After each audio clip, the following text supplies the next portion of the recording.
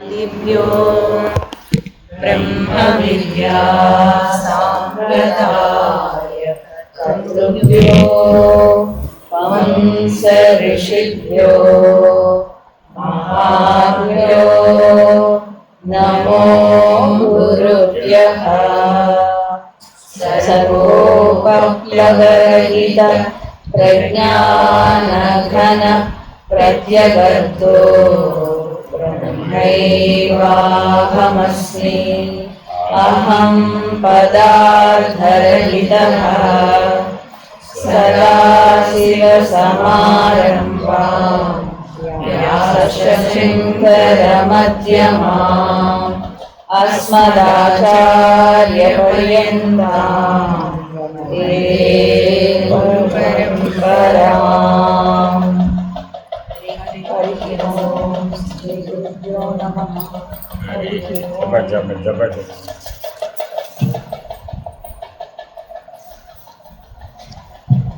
First message పంపిన వారు అడిగిన క్వశ్చన్స్ అన్నీ కూడా ఒక భక్తుడు అడిగిన విధంగా అంటే ద్వైత భావంలోనూ పరిణామవాదంగానూ అడిగారండి. వారు అడిగింది చూస్తే వారు ఫస్ట్ స్టేట్మెంట్లో అన్నది ఏంటంటే ఉన్నది సచ్చిదానందమైన బ్రహ్మమే అన్నారు. కానీ ఆ తర్వాత ఒక్క వాక్యం పరిశీలించు. ఉన్నది సచ్చిదానందమైన బ్రహ్మమే అందరూ ఒప్పుకుంటారు లేదు అడుగు. ఏమంటే ఎవరికైనా ఏమైనా ఆక్షేపణ ఉంటే చెప్పాలి. అర్థమైందండి. ఈ విధానాన్ని ఏమంటారు? పృచ్ఛకులు వీళ్ళందరూ ఎవరు? ప్రశ్నించేవాడు. అదేంటంటే ఆక్షేపణ. మీరు చెప్పిన ఏదైనా చెప్పారనుకోండి, ఐ అబ్జెక్ట్ ఏమిటో వాళ్ళు చెప్తారు. అర్థమైందా? లేదు ఓకే ఐ సపోర్ట్. అంతే కదా జరిగేది. అది మీరేం చేస్తూ ఉంటారు? మీకు తెలిసిన దాంతో ఆ ప్రశ్నకి సమాధానం చెప్తూ ఉంటారు. ఆ తర్వాత ముందేంటి ఫస్ట్ పర్సన్ అదే ఎత్తుకుంటూనే గొడవేనా? అక్కడ మొదటి వాక్యం ఏమిటి? ఉన్నది సచ్చిదానందమైన బ్రహ్మమే. ఉన్నది అక్కడ బాగా పట్టుకోవాల్సిన ఏంటి? ఉన్నది సచ్చిదానందమైన బ్రహ్మమే. ఉండడమే దానికి ప్రమాణం. స్వతః ప్రమాణం అంటారు దాన్ని. ఏదండి ఏమంటారు దాన్ని? స్వతః ప్రమాణం. సచ్చిదానంద బ్రహ్మమునకు మరొక ప్రమాణాన్ని తెచ్చి చూపెట్టడం కుదరదు. నువ్వు ఉన్నావా లేదా? నువ్వు ఉన్నావంటానికి మీ ఆవిడ చెప్పలేము అన్నారు అనుకోండి, ఎవరైనా ఒప్పుకుంటారా? ఒప్పుకోరు కదా. నేను ఉన్నానని నాకే తెలుసు కదండి. అటువంటి విధానాన్ని ఏమంటారు? స్వతః ప్రమాణం అంటారు. అంటే నేను ఎట్లా చెప్తున్నానో మీరు అబ్జర్వ్ చేయాలన్నమాట. ఇది మోడల్. ఎక్కడైనా సరే చెప్పే విధానం ఆకళింపు చేసుకోవడం రావాలి. చెప్పడం అందరు చెప్తారు, కానీ అందరికీ అర్థమయ్యేటట్టు చెప్పడంలో ఉంది రహస్యం అంతా కూడా. వినేవాళ్ళు 25 మందికి ఒక నిశ్చితాభిప్రాయాన్ని కలిగించడం కదా బోధ ఉద్దేశ్యం. పాఠం చెప్పామంటే టేక్ హోమ్ మెసేజ్ అందులో ఉండాలి. అది అంత పర్ఫెక్ట్గా మాట్లాడాడు ప్రతిదీ. ఆ మొదటి వాక్యానికి ఏమిటి? అది స్వతః ప్రమాణం. దానికి ఏమి ప్రూవ్ చేయక్కర్లే. సెకండ్ క్వశ్చన్ లో అంటున్నారు, ఆయన తన శక్తి అనే మాయలో జీవ జగత్తులుగా ప్రతిఫలించారు. కరెక్టే కదా. ఇవి కూడా కరెక్టేనా కదా? అవి రెండు ఎలా వచ్చినాయి? అసలు మొదట్లో లేవు కదా. ఆది యందు బ్రహ్మమే ఉండెను. తదుపరి ఏమైంది? జీవుడు జగత్తు వచ్చాయి. వస్తే ఎలా వచ్చినాయి? అవి స్వతసిద్ధంగా రాలేదు.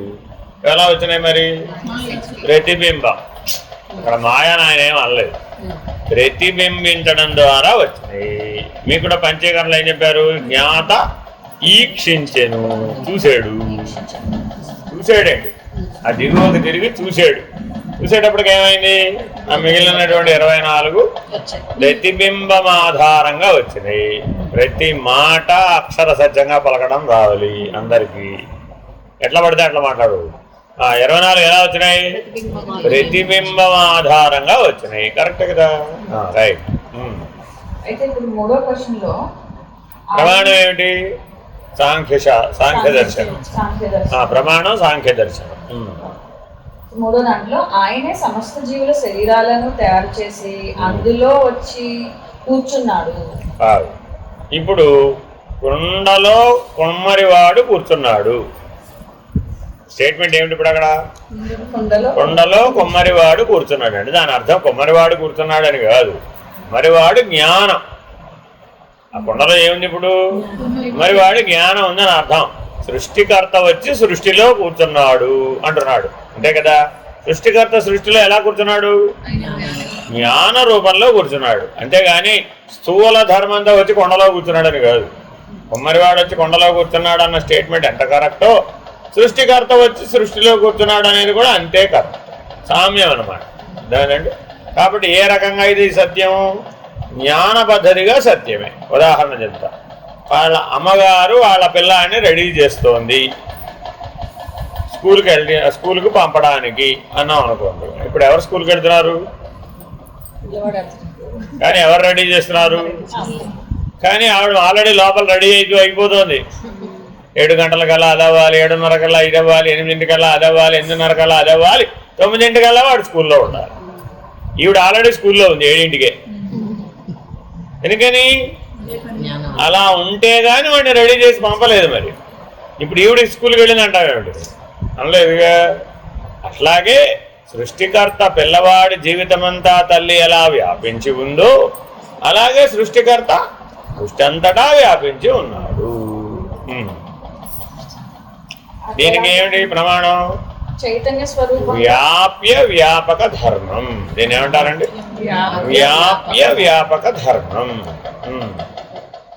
4వ అడుగుతున్నారు. అందులో జగత్తుకు కష్ట సుఖాలు లేవు. అందులో జగత్తుకు కష్ట సుఖాలు లేవు, మోక్షము లేదు, అనుభవము లేదు. ఎందుకని? అది మొద్దులాగా పడింది, అది ప్రకృతి, జడం కదా. జగత్తుకి ఎందుకు బంధం లేదు? జడం కాబట్టి. బంధం లేదు కాబట్టి మోక్షం ఉందని చెప్తామా? అది కూడా లేదు. కాబట్టి జగత్తు జడమని ఎవరైనా ఒప్పుకుంటారా లేదా? ఎందుకని? అనంతరం తాను కదలదు, కదిలిస్తే కదులుతుంది.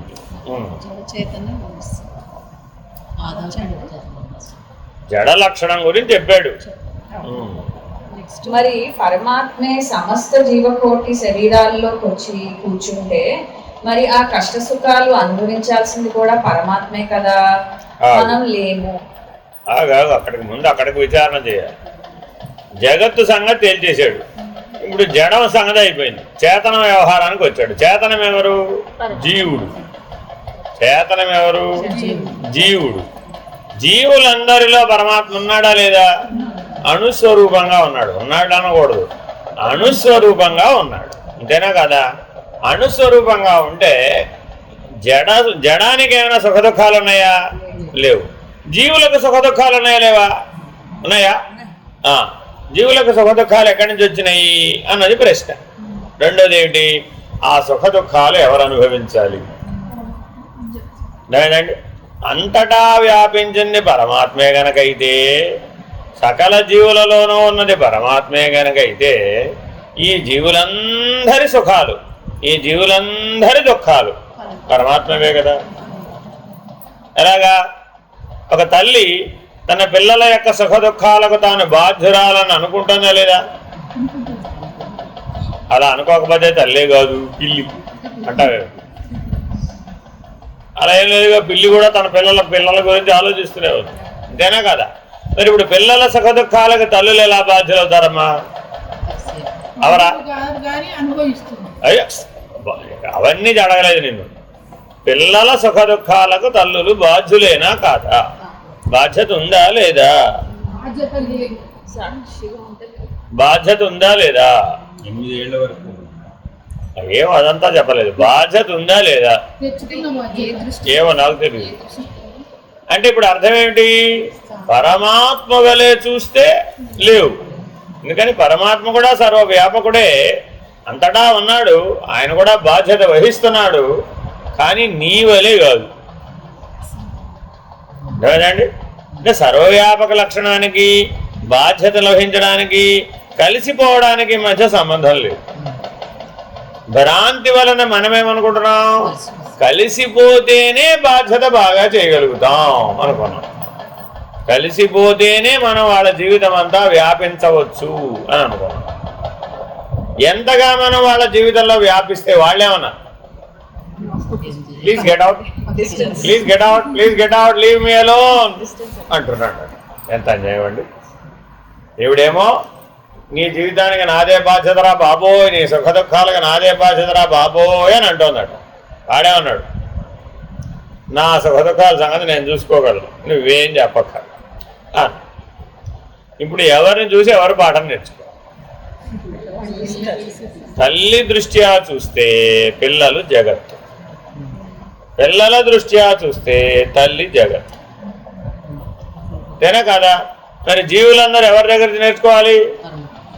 పరమాత్మ తెలియదు మనకి, జగత్తు దగ్గర నుంచే నేర్చుకోవాలి. పరమాత్మ ప్రతినిధి ఎవరు? జగత్తే. కాబట్టి తల్లులు పిల్లల దగ్గర నేర్చుకోవాలి, పిల్లలు తల్లుల దగ్గర నేర్చుకోవాలి. తప్పదు, జీవులు జగత్తు దగ్గర నేర్చుకోవాల్సిందే. ఈ జీవ జగత్ సంబంధం ఎలా మారుతుందట? నీ స్థాన భేదాన్ని బట్టి మారు. నువ్వు జీవస్థానంలో ఉన్నావు అనుకో, ఇతరములన్నీ ఏమిటి? జగత్తు. అదే వాళ్ళు జీవస్థానంలో ఉన్నారనుకోండి, నువ్వెవరు? జగత్. కాబట్టి ఎప్పటికప్పుడు ఈ జీవ జగత్తులు అవసరాన్ని బట్టి గురు శిష్యుల్లాగా మారిపోతూ ఉంటారు. అర్థమైందండి? కానీ వీళ్ళలో ఇతరులకు ఆ జ్ఞానాన్ని గుర్తు చేయగలిగేటటువంటి శక్తి, బోధించగలిగే శక్తి ఎక్కడి నుంచి వచ్చింది? అది జ్ఞానం ఉంటేనేగా. మరి గుర్తు చేయాలన్నా బోధించాలన్నా మనలో ఏముండాలి? జ్ఞానం ఉండాలి. ఆ జ్ఞానం పరమాత్మ. ఎప్పుడు గుర్తుపెట్టుకోవాలంటే జ్ఞానం పరమాత్మ, కర్త కాదు పరమాత్మ. ఇది గుర్తుపెట్టుకోవాలండి. సృష్టి అంతటా వ్యాపించిన జ్ఞానం పరమాత్మే కానీ కర్త పరమాత్మ కాదు.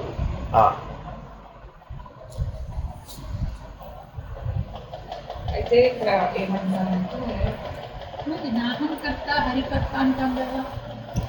అంటే ఎవరో ఒకరి మీద తోసేస్తే కానీ మనం ఆనందంగా ఉండమని.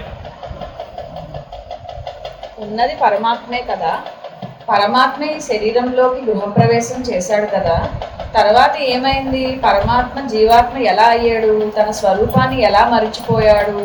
జ్ఞానస్వరూపం కదా. ఇప్పుడు 2 ఉన్నాయా 3 ఉన్నాయా? ఇప్పుడు అక్కడ సృష్టి కూడా వచ్చేసిందండి, జీవ జగత్తులు కూడా వచ్చేసిన తర్వాత మరి ఆ జీవ జగత్తులు పరమాత్మ అని 3 అయ్యా? పరమాత్మ ఒక్కడే ఉన్నాడా? జీవ జగత్తులు 2 ఉన్నాయా? లేకపోతే 3 ఉన్నాయా, 2 ఉన్నాయా, 1 ఉన్నాయా? ఇప్పుడు జ్ఞాన పరిధిలో పరమాత్మకు అజ్ఞానం లేదుగా మరి. కాబట్టి పరమాత్మ ఎప్పుడు 3 అయ్యాడా, 1 అయ్యాడా? ఇప్పుడు 1. జ్ఞానమే అయి ఉన్నాడు, జీవులలోనూ జ్ఞానమే అయి ఉన్నాడు, జగత్తులో కూడా జ్ఞానంగానే వ్యాపించి ఉన్నాడు. కాబట్టి పరమాత్మ జీవాత్మ అయ్యాడని చెప్పచ్చా? జ్ఞానంగా ఉన్నాడు అంతే, జీవాత్మగా భ్రాంతి చెందలేదు ఆయనేమి. కాబట్టి భ్రాంతి చెందనప్పుడు మరి ఆయనకి ఏమైనా లభిస్తాయా? కష్టాలు, సుఖాలు, దుఃఖాలు అవి లేదు. కానీ ఇక్కడ ఏమంటున్నారంటే అలా పరమాత్మగా కాకుండా ఎవరికి వారే, ఎవరి ఆలోచనలు వారివే, ఎవరి శరీరాలు వారివే, అహంకార మమకారాలు రావడము, ఇదంతా ఏమిటి? ఎక్కడి నుంచి వచ్చాయి ఇన్ని భావాలు? అక్కడ కావాలి. ఎక్కడి నుంచి వచ్చాయి ఇన్ని భావాలు? వ్యవహారమే సత్యం అనుకోవడం చేత స్వరూపం మరపుకు రావడం. అద్వైతం సమాధానం చెప్పింది. ఎలాగూ అంటే నాయన వ్యవహారం మాత్రమే సత్యం అనుకుని జ్ఞానం 2 స్థాయిల్లో ఉంది, వ్యవహారంలోనూ ఉంది, స్వరూపంలోనూ ఉంది. వ్యవహారం మాత్రమే సత్యం అనుకున్నాడు జీవుడు, స్వరూపాన్ని మర్చాడు. పరమాత్మ ఏమనుకున్నాడు? స్వరూపం మాత్రమే సత్యం అన్నాడు, అసలు వ్యవహారమే లేదన్నాడు. కాబట్టి ఈ సుఖాలు, దుఃఖాలు, అనేకత్వం, కష్టాలు ఇత్యాదులన్నీ కూడా పరమాత్మ కిందకు వస్తాయి, రావు. ఎందుకని ఆయన ఎప్పుడూ స్వరూపంలోనే ఉన్నాడు. జీవుడు ఎప్పుడెక్కడ ఉన్నాడు? వ్యవహారంలోనే ఉన్నాడు. కాబట్టి ఎప్పటికైనా జీవుడే జగత్తును చూసి పరమాత్మను అనుభవం పొంది అవ్యవహారిగా మనం స్వరూప జ్ఞాన నిష్టను పొందవలసిందే, అంతకుమించి వేరే పరిష్కారం లేదు. చివరి ప్రశ్న, పరమాత్మ శరీరంలోకి వచ్చాడు, పరమాత్మ స్థానంలో నేను ఏం చేస్తున్నాను? ఈ మధ్యలో ఏం జరిగింది? దీని కళ అనే ఉపమానంతో కాకుండా వాస్తవాన్ని వివరిస్తారా దయచేసి? ఇప్పుడు పరిణామంలో పరమాత్మ జీవుడయ్యాడంటావా, పరిణామంలో పరమాత్మ జగత్ అయ్యాడంటావా, పరమాత్మ పరమాత్మగానే ఉండి జీవ జగత్తులు వచ్చినాయంటావా అని అద్వైతం చెప్పింది. అర్థమైందండి? అద్వైతం ఏం చెప్పింది? పరమాత్మ పరమాత్మగానే ఉన్నాడు, జీవ జగత్తులు వచ్చినంత మాత్రాన పరమాత్మలో ఏ మార్పు రాలేదు. ఉదాహరణ ఎలా చెప్పారు? తల్లి పిల్లవాడిని కనది, తల్లి పిల్లవాడిని కనది, పిల్లవాడు వచ్చాడు, పిల్లవాడి ప్రపంచం కూడా వచ్చింది. తల్లికి ఏమైంది? ఇప్పుడు తల్లి తల్లిగానే ఉంది, అంతేనా కదా? Simple as it. లేదండి బాబు తల్లి 3 మొక్కలు అయింది అంటానికి వీలైందా? వీలు కాదు. తల్లికి ఇప్పుడు ఆరంభవాదం చెప్పాలంటావా, పరిణామవాదం చెప్పాలంటావా, వివర్తవాదం చెప్పాలంటావా అంటే 3 ఉన్నాయి, కానీ 3ఇంటిలోనూ తల్లి సాక్షిగా. తల్లి లేకపోతే పిల్లలు లేరు, ఆరంభవాదం. తల్లి ద్వారానే పిల్లలు వచ్చారు, అదేమిటి? వివర్తవాదం, అంతేనా కదా? అంతకుముందు అమ్మాయి, ఇప్పుడు అమ్మాయింది, పరిణామవాదం. 3 ఉన్నాయి, కానీ తల్లి అనే ఆవిడ 3ఇంటికి సాక్షి. తల్లి అంటే ఏమిటి? ఇప్పుడు ఆవిడ ఉన్న జ్ఞానం, ఆవిడ నామరూపాలు కాదు, ఆవిడ అనుభవం కాదు, ఆవిడ నిర్ణయం కాదు, ఆవిడలో ఉన్న జ్ఞానాన్ని తల్లి అంటున్నాం. లేకపోతే ఆ పిల్లల్ని మరి జీవితం అంతా తాను ఎట్లా తీర్చిదిద్దగలుగుతుంది, పోషించగలుగుతుంది, పెంచగలుగుతుంది? కాబట్టి మనం తల్లి తండ్రి గురువు దైవం అని ఎవరిని అంటున్నాం? జ్ఞానాన్ని అంటున్నాం, అంతేగాని నామరూపాలను అంటల్లా. మనం గుర్తుపెట్టుకోవాలండి. మాతృదేవోభవ అని ఎందుకన్నా? జ్ఞానం. అక్కడ జ్ఞానాన్ని మాత్రమే దైవం అని అంటున్నాం, తండ్రిని కూడా దైవం అని అంటున్నావు. ఎందుకంటున్నావు? జ్ఞానాన్ని. గురువుని దైవం అంటున్నావు, ఎందుకని? జ్ఞానాన్ని. బాగా గుర్తుపెట్టుకోవాలండి. ఇవేమీ కూడా అతని వ్యవహారాన్ని కానీ అతని యొక్క పాత్రోచితమైనటువంటి ధర్మాచరణ బట్టి కానీ చెప్పడం లేదు. కర్మను అనుసరించో, భక్తిని అనుసరించో, యోగాన్ని అనుసరించో ఆ నలుగురిని దైవం అని నిర్ణయించడల్లా మనం దేని బట్టి చెప్పాం? ఆ జ్ఞానం చేత. ఏమండి, మీ ఇంటో అయినా అంతే, మా ఇంటో అయినా అంతే. సర్వ జగత్తులలో ఏ మతం, ఏ ధర్మం, ఏ జాతి అయినా సరే ఈ 4టికి భేదం లేదు. ఎందుకని? వాళ్ళ నలుగురు ఎప్పుడు జ్ఞానస్వరూపులే. వాళ్ళలో ఉన్న జ్ఞానమే దివ్యత్వం, వేరే ఇంకేం లేదు. దైవం అంటే ఏమిటయ్యా? జ్ఞానమే దైవం. ఏ సాక్షిత్వ స్వరూప జ్ఞానం ఉందో అదే దైవం. ఇప్పుడు అందులో ఏమైనా సమస్య ఉందా? అందులో సమస్య లేదు. అదే వాళ్ళ నామరూపాల జోలికి వచ్చాం, అప్పుడేమైపోయింది? అబ్బో వాళ్ళ అమ్మ వేరేనండి, మా అమ్మ వేరేనండి, వాళ్ళ నాన్న వేరేనండి, మా నాన్న వేరేనండి, వాళ్ళ ఇంట్లో అందరూ లాయర్లేనండి, వీళ్ళింట్లో అందరూ డాక్టర్లేనండి, వీళ్ళింట్లో అందరూ పశువులు కాపర్లేనండి. అయితే ఏమిటి? కృష్ణుడు లాయర్లు డాక్టర్లు పుట్టలేదు, పశువులు కాపరుంటారు. తక్కువ ఏం కాలే అప్పుడు. అది ఏ కులము నీదంటే గోకులం నవ్విందట. ఏ కులం ఏమిటి? కుల గోత్రాలతో పని లేదురా బాబు, మాధవుడు యాదవుడు మా కులమే లేమ్మని. ఎవరికి ఏం చెప్పుకుంటావయ్యా? కులం గురించి మాట్లాడుతున్నావు కదా, మాధవుడు యాదవుడే కదా, మరి మాకేం తక్కువ అయింది? మేమెందులో తక్కువ కాదు. కాబట్టి ఇలా భౌతికమైనటువంటి దృష్టికోణాల ద్వారా పరమాత్మని నిర్వచించడం వీలు కాదు. దానికి ఆయన సమాధానం చెప్పుకొచ్చారు ఒక వరుస క్రమంలో. ఎందుకు ఆయనే చెప్పాడుగా, దానికి ఎంత ఉంది సమాధానం? ప్రశ్నలు రాసి ముందో జవాబు రాశాడు. మాండూక్యోపనిషత్తు 2వ మంత్రంలో ఇది అంతయు బ్రహ్మమే, ఈ ప్రత్యేగాత్మ కూడా బ్రహ్మమే, అట్టి ఆత్మ చతుష్పాదములు కలది అవుచున్నది. ఆత్మ ఆకాశం వలె అఖండమైనది. ఆకాశమునకు ఎలాగైతే విభాగములు లేదో మరియు అవయవ రహితమో అలాగే ఆత్మకు కూడా విభాగములు లేవు, అనగా పరమాత్మ మరియు జీవాత్మ అన్న భేదములు లేవు. ఒక్క అమ్మాయే అమ్మగా తెలియబడుతోంది, అమ్మమ్మగా తెలియబడుతోంది, తాతమ్మగా తెలియబడుతుంది. చతుష్పాత్. అవి ఒకరా 4గా? అదేమిటి 4 కదా అనకూడదట. అలాగే ఆత్మ దేహాత్మగాను ఉంది, అంతరాత్మగాను ఉంది, పరమాత్మగాను ఉంది, కేవలాత్మగా కూడా ఉంది. ఒకే ఆత్మ. ఆత్మ చతుష్టయం అంటారు, ఆత్మ చతుష్పాత్ అంటారు. అంటే ఆత్మ 4 చోట్ల ఉందనొచ్చా, 4 స్థానాల్లో ఉందనొచ్చా అనకూడదు. 4 స్థితుల్లో ఉందనొచ్చా? అనవద్దు. 4 అనుభవాలతో ఉందనొచ్చా? అనవద్దు. కాబట్టి ఒక్క ఆత్మే అంతటా వ్యాపించు.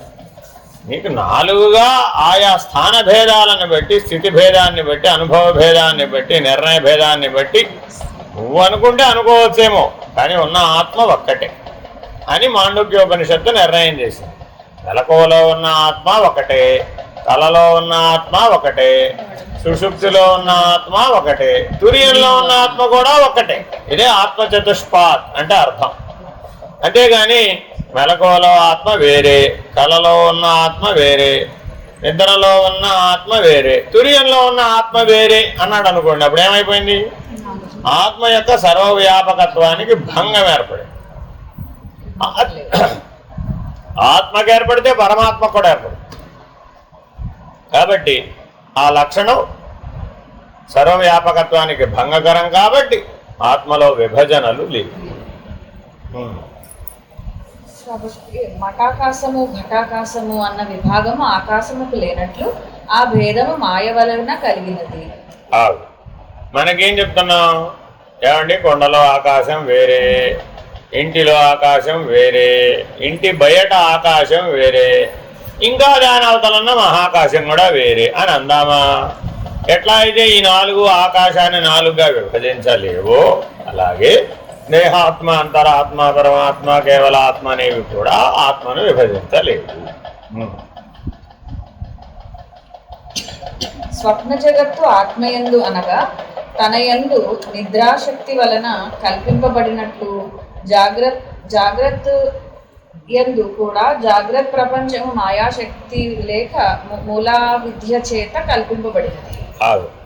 నిద్ర ఎందు ప్రతి వాళ్ళు ఎందులో కలిసిపోతున్నారు? ఆకాశంలోనే కలిసిపోతున్నారు.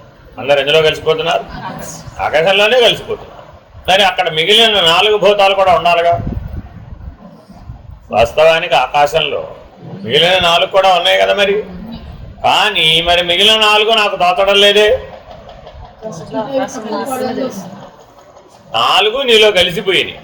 ఈ 4 ఏమైపోయినాయి? నీలోనే కలిసిపోయినాయి. నిద్రలో ఉన్నప్పుడు నీకు గొప్ప సత్యం బోధపడిందట. ఆత్మయందు ఏకం ఆకాశం ఉదయించెను అని. మరి మేలుకొన్నప్పుడు తెలియటం లేదని కాదు. మేలుకొన్నప్పుడు 5 వేరువేరుగా తోస్తున్నాయి. జాగ్రత్తావస్థలో ఆ పంచభూతాలు వేరువేరుగా తోస్తున్నాయి. గాఢ నిద్రావస్థలో ఏకం ఆకాశం ఉదయించనన్నట్టుగా నీలోనే కలిసిపోతున్నాయి. మరి ఎక్కడ ఉదయించిందయ్యా ఆకాశం? ఆత్మయందు ఏకం ఆకాశం ఉదయించింది. కాబట్టి ఆ గాఢ నిద్రావస్థలో కూడా ఆత్మ నేను ఉన్నాడా లేదా? ఉన్నాడు. నువ్వు గుర్తించినా గుర్తించకపోయినా ఆ నేనులోనే ఆకాశం ఏర్పడింది. ఆ ఆకాశంలో నుంచే మిగిలిన 4 భూతాలు ఏర్పడ్డాయి. దాంట్లో నుంచే పంచీకరణ అంతా అయింది. దాంట్లో నుంచే అంతా సృష్టి బయటికి వచ్చింది. మరలా రేపొద్దున లయమైనప్పుడు కూడా ఆ నేనులోకే లయం. కాబట్టి ఆ నేను ఆత్మస్వరూపంగా సాక్షిగా గాఢ నిద్రావస్థలో ఉన్నది, మెలకువలో కూడా ఉన్నది, కలలో కూడా ఉన్నది, తుర్యంలో కూడా ఉన్నది. కొత్త నేను ఎక్కడి నుంచి రాదు. కాబట్టి ఎప్పటికైనా నేను సాక్షిని, నేను ప్రకాశాన్ని, నేను జ్ఞానాన్ని అనేటటువంటి ఆత్మస్వరూపం 4 స్థానాల్లోనూ, 4 స్థితుల్లోనూ, 4 అనుభవాల్లోనూ ఏకంగానే ఉన్నది. అది అనేకం కాదు. ఆత్మ జాగ్రత్తావస్థ యందు బహిర్ముఖమైనట్లుగాను, స్వప్నావస్థ యందు అంతర్ముఖమైనట్లుగాను, సుషుప్తి యందు ఏ అనుభవము లేనట్లుగా మాయాశక్తి తన ప్రభావంచే అఖండమైన బ్రహ్మమే విభాగాలైనట్లు భ్రమింపచేస్తుంది. ఇక్కడ ఆత్మ బ్రహ్మ అన్న పదాలని తప్పుగా ప్రయోగించాడు. ఎలా ప్రయోగించాడు? ఆత్మకు బ్రహ్మకు అవస్థాత్రయం లేదు. అవి 2 కూడా మెలకువలోనూ కలిసిపోవు, కలలోనూ కలిసిపోవు, సుషుప్తిలోనూ కలిసిపోవు. అవి మాయకు అధిష్టానమే తప్ప మాయలో కానీ మాయా కార్యములను కానీ అవి కలిసిపోవు. ఇక్కడ అవగాహన లోపం ఎలా వచ్చింది? శరీరమే ఆత్మ అనే దృష్టితో ఆత్మ బ్రహ్మని ప్రయోగించేసేది. అప్పుడు ఏమైపోయింది? జాగ్రత్తావస్థలో జగత్తులో కలిసిపోయినట్టు అయిపోయింది, స్వప్నావస్థలో ఆంతరిక జగత్తులో కలిసిపోయినట్టు అయిపోయింది, గాఢ నిద్రావస్థలో మాయావృతమైనటువంటి నిద్రలో కలిసిపోయినట్టు అయిపోయింది. కాబట్టి శరీరమే ఆత్మ అనే అభిమానాన్ని విడనాడితే తప్ప దీంట్లో మనం పెట్టుకోలేము. శరీరం అనే దేహాభిమానాన్నే విడవనటువంటి వాడు బ్రహ్మమే ప్రవర్తిస్తోందని అలా చెప్తాం. సకల జీవుల యొక్క మేలకం అని కల్పేశాడు, అది బ్రహ్మం అంటున్నాడు. సకల జీవుల యొక్క స్వప్నాన్ని కలిపేశాడు, అది బ్రహ్మం అంటున్నాడు. సకల జీవుల యొక్క సుశుద్ధిని కలిపేశాడు, దాన్ని బ్రహ్మం అంటున్నాడు. మరి అప్పుడు బ్రహ్మానికి కూడా ఏమొచ్చినట్టు? అవస్థాదోషం వచ్చినట్టు అయింది. అప్పుడు అది బ్రహ్మం కాదు కదా. మరి అవస్థాదోషం వస్తే అది బ్రహ్మం కాదు. కాబట్టి దానికి అది తురియంలో తురియం. ఆ బ్రహ్మం అనేది తురియంలో తురియం, 16 స్థితిలో కావాలన్నది. కాబట్టి దానిని అవస్థాత్రయంలోకి తీసుకొచ్చి బ్రహ్మమే ఈ అవస్థాత్రయం అనుభవిస్తోందని చెప్పడానికి వీలుగా. ఒకవేళ ఆత్మయే బ్రహ్మయే అవస్థాత్రయం అనుభవిస్తోందని ఎవరైనా చెప్పినట్లయితే అది అజ్ఞానపూర్వకమైనటువంటి నిర్ణయమే అవుతుంది, కానీ స్వరూప జ్ఞాన నిర్ణయం కాదు. నిజమునకు బ్రహ్మము ఏ మార్పులు లేక వికారములను పొందనే లేదు. అది చెప్పేసాం కాలండి. అజ్ఞానులకు అఖండమైన పరమాత్మయే ఖండ ఖండములైన జీవాత్మలుగా విభాగములైనట్లు భావించబడుతున్నది. జ్ఞానులకు అఖండమైన పూర్ణమైన బ్రహ్మమే అనుభవంలో ఉన్నది. ఉన్నది ఒక్క బ్రహ్మమే. ఆత్మలు అని అనవచ్చా ఇప్పుడు? అక్కడ చెడిపోయింది. అర్థమైందండి? ఎప్పుడైతే ఆత్మలో అనేకత్వం అనేటటువంటి దానిని ఆరోపించామో అప్పుడేమైపోయింది? ఆత్మ యొక్క అఖండత్వానికి దోషం వచ్చింది. అర్థమైందండి? కాబట్టి ఆత్మ అఖండం కదా, అప్రమేయం కదా, దాంట్లో ఏ రకమైనటువంటి ప్రమేయాలు లేవు. దీనికి బదులు అది పెట్టు, దానికి బదులు ఇది పెట్టు, నీ బదులు నన్ను పెట్టు, నా బదులు నువ్వు కూర్చో, ఇలాంటి ప్రాక్సీలు ఏం లేవు అక్కడ. అట్లాంటి ఆరోపితములు ఏం లేవు. కాబట్టి ఆత్మ ఎప్పుడు కూడా అఖండమైనది. కాబట్టి దాని యందు జీవులు అనవచ్చేమో కానీ జీవాత్మలు అని అనరాదు అనే ప్రయోగం లేదు. ఎప్పుడైతే స్వరూప జ్ఞానం మరపుకొచ్చేసిందో, శరీరమే ఆత్మ అనే దేహాభిమానం బలపడిపోయిందో, అప్పుడు జీవాత్మలు అంట అలవాటైపోయింది మానవుడు. అది అజ్ఞానం చేత వ్యవహారంలో వచ్చిందే తప్ప స్వరూప జ్ఞానం చేత కాదు. ఇక్కడ మళ్ళీ జీవాత్మలు ఎక్కడ? ఆత్మ ఎప్పుడునూ పుట్టదు కనుక మరణము లేదు, నిత్యమైనది, ఏ పరిణామమునకు వికారమునకు లోను కాదు. ఒకవేళ జీవాత్మ పరమాత్మ కంటే వేరైతే బ్రహ్మము కూడా అపూర్ణం అవుతుంది. ఆగాదు. జీవాత్మ అన్న ప్రయోగాన్ని అసలు ఒప్పుకున్నామా ఒప్పుకోలేదా? వాళ్ళు ఒప్పుకున్నారు. శరీర దేహాభిమానం కలిగినటువంటి వాళ్ళందరూ ఒప్పేసుకున్నారు. ఎందుకని? నేను పరమాత్మని చేర్చుకుంటే నా బలం పెరుగుతుంది. కాబట్టి జీవాత్మ అనేటప్పటికి నా బలం పెరిగింది, జీవులు అనేటప్పటికి నేను బలహీనుడైపోయాను. కాబట్టి ఏం చేశారు వాళ్ళు? జీవాత్మ అనే ప్రయోగాన్ని తెచ్చుకున్నారు. ఎందుకనంటే ఎన్నో కొన్ని లక్షణాలు, ఆత్మ లక్షణాలు ఈ జీవి కూడా ఉన్నాయి కాబట్టి 99% జీవుడే అయినప్పటికీ 1% ఆత్మ లక్షణాలు ఉన్నాయి వీళ్ళు. కాబట్టిగా ఈ జీవి జ్ఞానంతో వ్యవహరించగలుగుతున్నాడు. ఆ జ్ఞానం వాస్తవానికి ఆత్మ లక్షణాలు. కాబట్టి ఏం ప్రయోగించారు వాళ్ళు? జీవాత్మ అని ప్రయోగించి సమన్వయం చేద్దామని ప్రయత్నం చేశారు. కానీ ఆత్మ యొక్క ఏ లక్షణాలతో కూడా ఈ జీవాత్మ అన్న శబ్దం సరిపోవడం లేదు. అదేనండి, అటువంటి సమన్వయం వీలు కావడం లేదు. అదే చెప్తున్నాడు, అలా వీలు కావడం లేదు.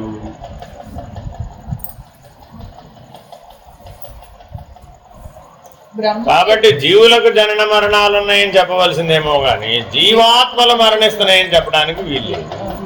ఎన్నో మతాలు, ఎన్నో సంప్రదాయాలు జీవాత్మలే మరణిస్తున్నాయి, జీవాత్మలే పునర్జన్మను పొందుతున్నాయి, ఆత్మే మరొక దేహాన్ని పొందుతోంది, ఆత్మే మరణిస్తోంది అనేటటువంటి విధానాన్ని ద్వైతం అనేటటువంటి భ్రాంతి చేత మనకి ఆ నిత్య జీవితంలో అందుబాటులోకి తీసుకొచ్చింది. కానీ అక్కడ ఏం లేదయ్యా అంటే అది సత్యమే, కానీ 1%, అంతేగాని పూర్ణ సత్యం కాదు. ఎందుకని? ఎప్పుడైతే జనన మరణాలనే చక్రీయమైనటువంటి లక్షణం ఆత్మకి బ్రహ్మకి ఆపాదిస్తామో అవేమైపోయినాయి? అపూర్ణమైపోయింది. పూర్ణమైన బ్రహ్మము, పూర్ణమైన ఆత్మ అపూర్ణమైనటువంటి స్థితికి వచ్చేస్తుంది. అవి ఎప్పుడు అలా ఉండవు కాబట్టి ఆ లక్షణం దీనికి లేదు. బ్రహ్మము ఎప్పుడు శరీరాలను గ్రహించదు, మాయ చేత అలా గ్రహించబడినట్లు అగుపడుచున్నది. అలాగే ఆత్మ ఎల్లప్పుడూ అన్నింటి అందును ప్రవేశించే ఉన్నది. మరలా మరలా ప్రవేశము నిర్గమనము అనేవి లేనే లేదు.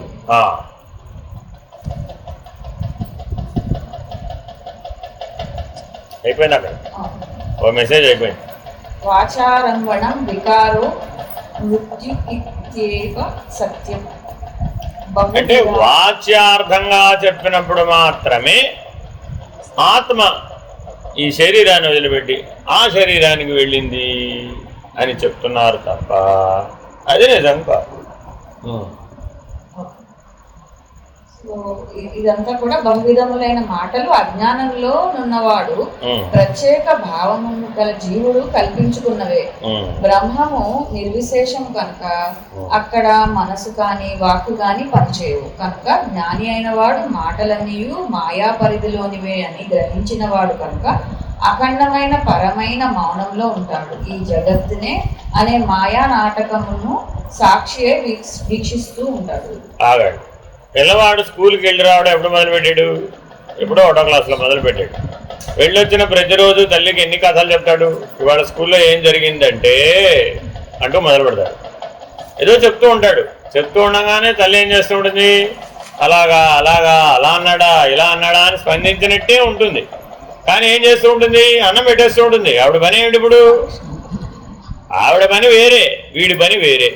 ఆహా అలాగా వాడు తీసుకున్నాడా, ఇవ్వలేదా నీ పెన్సిలు, ఇవ్వలే మళ్ళీ రేపిస్తాడులే, ఇలా ఏదో చెప్పేస్తూ ఉంటుంది అక్కడ తత్కాలవత్ సమాధానం. కానీ ఒక 10 సంవత్సరాల తర్వాత చెప్పిన ఆ పిల్లవాడిని కానీ విన్న ఈ తల్లిని కానీ ఏం కాదు చెప్పారో చెప్పమనండి. అదేంటి వాడికైనా గుర్తుండాలి కదా కనీసం. అడిగి లేదు. ఎందుకని? అజ్ఞానవశాత్తు చెప్పినవే కానవి జ్ఞానవశాత్తు చెప్పినవి కావు. మరి ఈవిడ కూడా అంత బాగా వినేసింది కదా, ఓహో ఆహా అంటూ బాగా అర్థమైనట్టుగా తలకాయ కూడా ఊపేసింది, ఆమోద ముద్ర కూడా వేసేసింది. అవునా కదా? ఏమన్నా చెప్తుందా అంటే ఏమీ లేదు. సరే పోనీ వీళ్ళిద్దరి వ్యవహారాన్ని వాళ్ళ తండ్రి సాక్షిగా గమనిస్తున్నాడు. ఆయన్ని అడిగాం, ఏమండి మీ సంగతి ఏమిటి? వాళ్ళిద్దరు ఏదో కథలు చెప్పుకున్నారట కదా, రోజు మీ పిల్లాడు చెప్పాడట కదా, ఈవిడ వినదట కదా, ఆయన ఏం చెప్పాడు ఈవిడేం వినదని. ఆయన ఏమన్నాడు? అసలు నాకు సంబంధమే లేదు అన్నాడు. అదేమిటండి? మీ ముందే కదా ప్రతిరోజు ఆ పిల్లాడు చెప్పాడు. ఈవిడేమంది? మీ ముందే కదండి వాడు చెప్పాడు, నేను విన్నాను, అన్నం పెట్టాను, వాడు అలసిపోయాడు, నిద్రపోయాడు, ఇలా ప్రతిరోజు జరిగింది కదా అని ఒకవేళ ఈవిడ గుర్తు చేసిన ఆయన ఏమన్నాడు? ఏమన్నా పని అన్నాడు. వాట్ ఆర్ యూ టెలింగ్ అన్నట్టుగా చిద్విలాసంగా చూశాడు. కాబట్టి ఆయన కూడా ఏమిటి? కాబట్టి పరమాత్మ మన కథలన్నీ పట్టించుకుంటున్నాడు, వింటున్నాడు, గ్రహిస్తున్నాడు, నా ప్రార్థనలన్నీ వింటున్నాడు, దయామయుడు. ఏదో ఒక రోజు నాకు సహాయం చేస్తాడు, ఏదో ఒక రోజు నన్ను పుష్పక విమానంలో పట్టుకెళ్తాడు. ఇలాంటివన్నీ ఏమిటి? ద్వైతభ్రాంతి చేత చిన్నపిల్లవాడు తల్లికి చెప్పుకున్న కథల వంటివి. ఎప్పుడు సత్యం అవ్వచ్చు? తుకారాం లాంటి వాడికో సత్యం, మనలాంటి వాళ్ళకు కాదు. ఎందుకని? ఆయన ద్వైత భ్రాంతిని విడిచి నీకు నాకు భేదం లేదనేటటువంటి అనన్య స్థితి దాకా చేరాడు కాదు. ఇప్పటికీ తుకారాం గారు వైకుంఠం వెళ్ళిన రోజున ఆ పుష్పక విమానం దిగిన చెట్టు ఏ గాలి లేకపోయినా విపరీతంగా ఊగిపోతుంది. ఆ ముహూర్తానికి 1 గంట సేపు ఆ చెట్టు అలా ఊగిపోతుంది. ఇప్పటికీ ఊదునేవాడు ఆ గంటే. మిగిలిన టైంలో అందరూ అందుకని ఆ గంట టైంకి వెళ్ళి అక్కడికి వెళ్ళి ఆ పుష్పక విమానం వచ్చినట్టుగా ఆ చెట్టు మీద దిగినట్టుగా తుకారాం గారు అలా మహాభినిష్క్రమణం సశరీరంగా చేసినట్లుగా భావించి ఆ చెట్టుకు పూజ చేస్తారు. మరి అలాంటి ప్రమాణం భారతదేశంలో ఉంది. మరి సశరీరంగా వెళ్ళొద్దంట వైకుంఠానికి. వెళ్ళాడు ఆయన, తుకారాం గారు వెళ్ళాడు. మరి శరీరం కూడా వదిలేదు, శరీరంతో సహానే వెళ్ళిపోయాడు మరి వైకుంఠానికి. అసాధ్యం అని చెప్పడం కుదరదండి. అంటే పరమాత్మ సృష్టిలో ఇది అసాధ్యం అని చెప్పడం కుదరదు. ఎందుకని? ఈ స్థూల పదార్థాన్ని తేజశరీరంగా ఒక పరిధి దాటిన తర్వాత మార్చేయవచ్చు. పదార్థంగానే ఉండాలన్న నియమం ఏమి లేదు. ఒక భూకక్ష దాటిపోయిన తర్వాత నేనేం చేసేయచ్చు? శక్తిగా మార్చేయవచ్చు. ఆ శక్తిని కాంతిగా మార్చేయవచ్చు. తలాలు మారే కొద్దీ, పైకి వెళ్లే కొద్దీ దీని రూపం మారిపోతూ ఉంటుంది, స్థితి మారిపోతూ ఉంటుంది. చివరికి ముక్తి మోక్షం వచ్చేటప్పటికి ఆయన స్వయం ప్రకాశకమైనటువంటి స్థితికి చేరి ఆయన విష్ణువులో కలుసుకో. ఇక్కడి నుంచి వెళ్ళినప్పుడు శరీరంగానే వెళ్ళి ఉండవచ్చు. కాబట్టి ఇక్కడ సినిమాలో చూపెట్టినట్టుగా అలాగే తుకారాం గారు వీణ పట్టుకునే విష్ణువులో కలిసిపోయామని అనుకో, తమ్మురా పట్టుకునే కలిసిపోయాడని అంతకంటే అనుకో. కాబట్టి ఇవన్నీ స్థూల ధర్మాలు అక్కడ అన్వయం కావు, అర్థమైందండి. కానీ అలా అందరికీ అవుతుందా? అది చాలా కష్టం. ఎక్సెప్షన్ ఎప్పుడూ ఉంటాయండి, కానీ ఆ మార్గం అందరికీ వర్తించదు. అది ఆయనకు ఒక్కడికి వర్తించింది కదా అని సిద్ధాంతీకరిద్దామా అంటే ఆ సిద్ధాంతం కంటే వాళ్ళు బయటి వాళ్ళు. ఎలా బయటి వాళ్ళు అంటే వాళ్ళ అనన్యమైనటువంటి భక్తి ద్వారా జ్ఞానస్థితిలోకి పరిణామం చెందారు కాబట్టి, ఆ ఆత్మ అనేటటువంటి నిర్ణయాన్ని వాళ్ళు పొందారు కాబట్టి ఆ పరమాత్మ స్థితిలోకి చేరుతారు. ఎక్కడి నుండి ఏదీను ప్రవేశించనో లేదో మరియు నిర్గమించనో లేదో అదే పరమైన సత్యము. ఆగు. పరమాత్మ అనేవాడు ఎటువంటి వాడట? ములుగురుతో సందులేక వ్యాపించున్నాడు. పరమాత్మ గారు కొద్దిగా కుడికి రైట్కి అడ్జస్ట్ అవ్వండి మీరు కొద్దిగా. ఎవరి రైట్కి నాయన? నీ రైట్గా నా రైట్గా?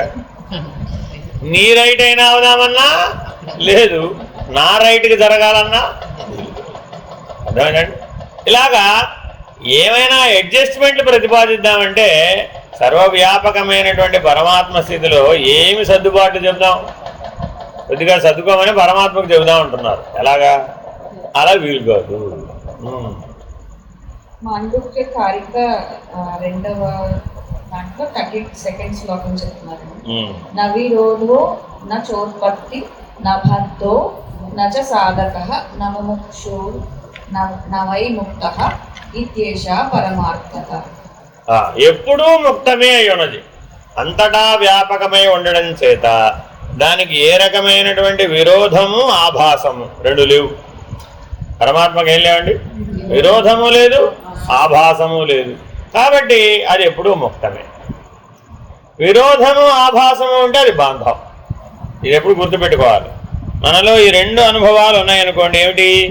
విరోధము, ఆభాసము.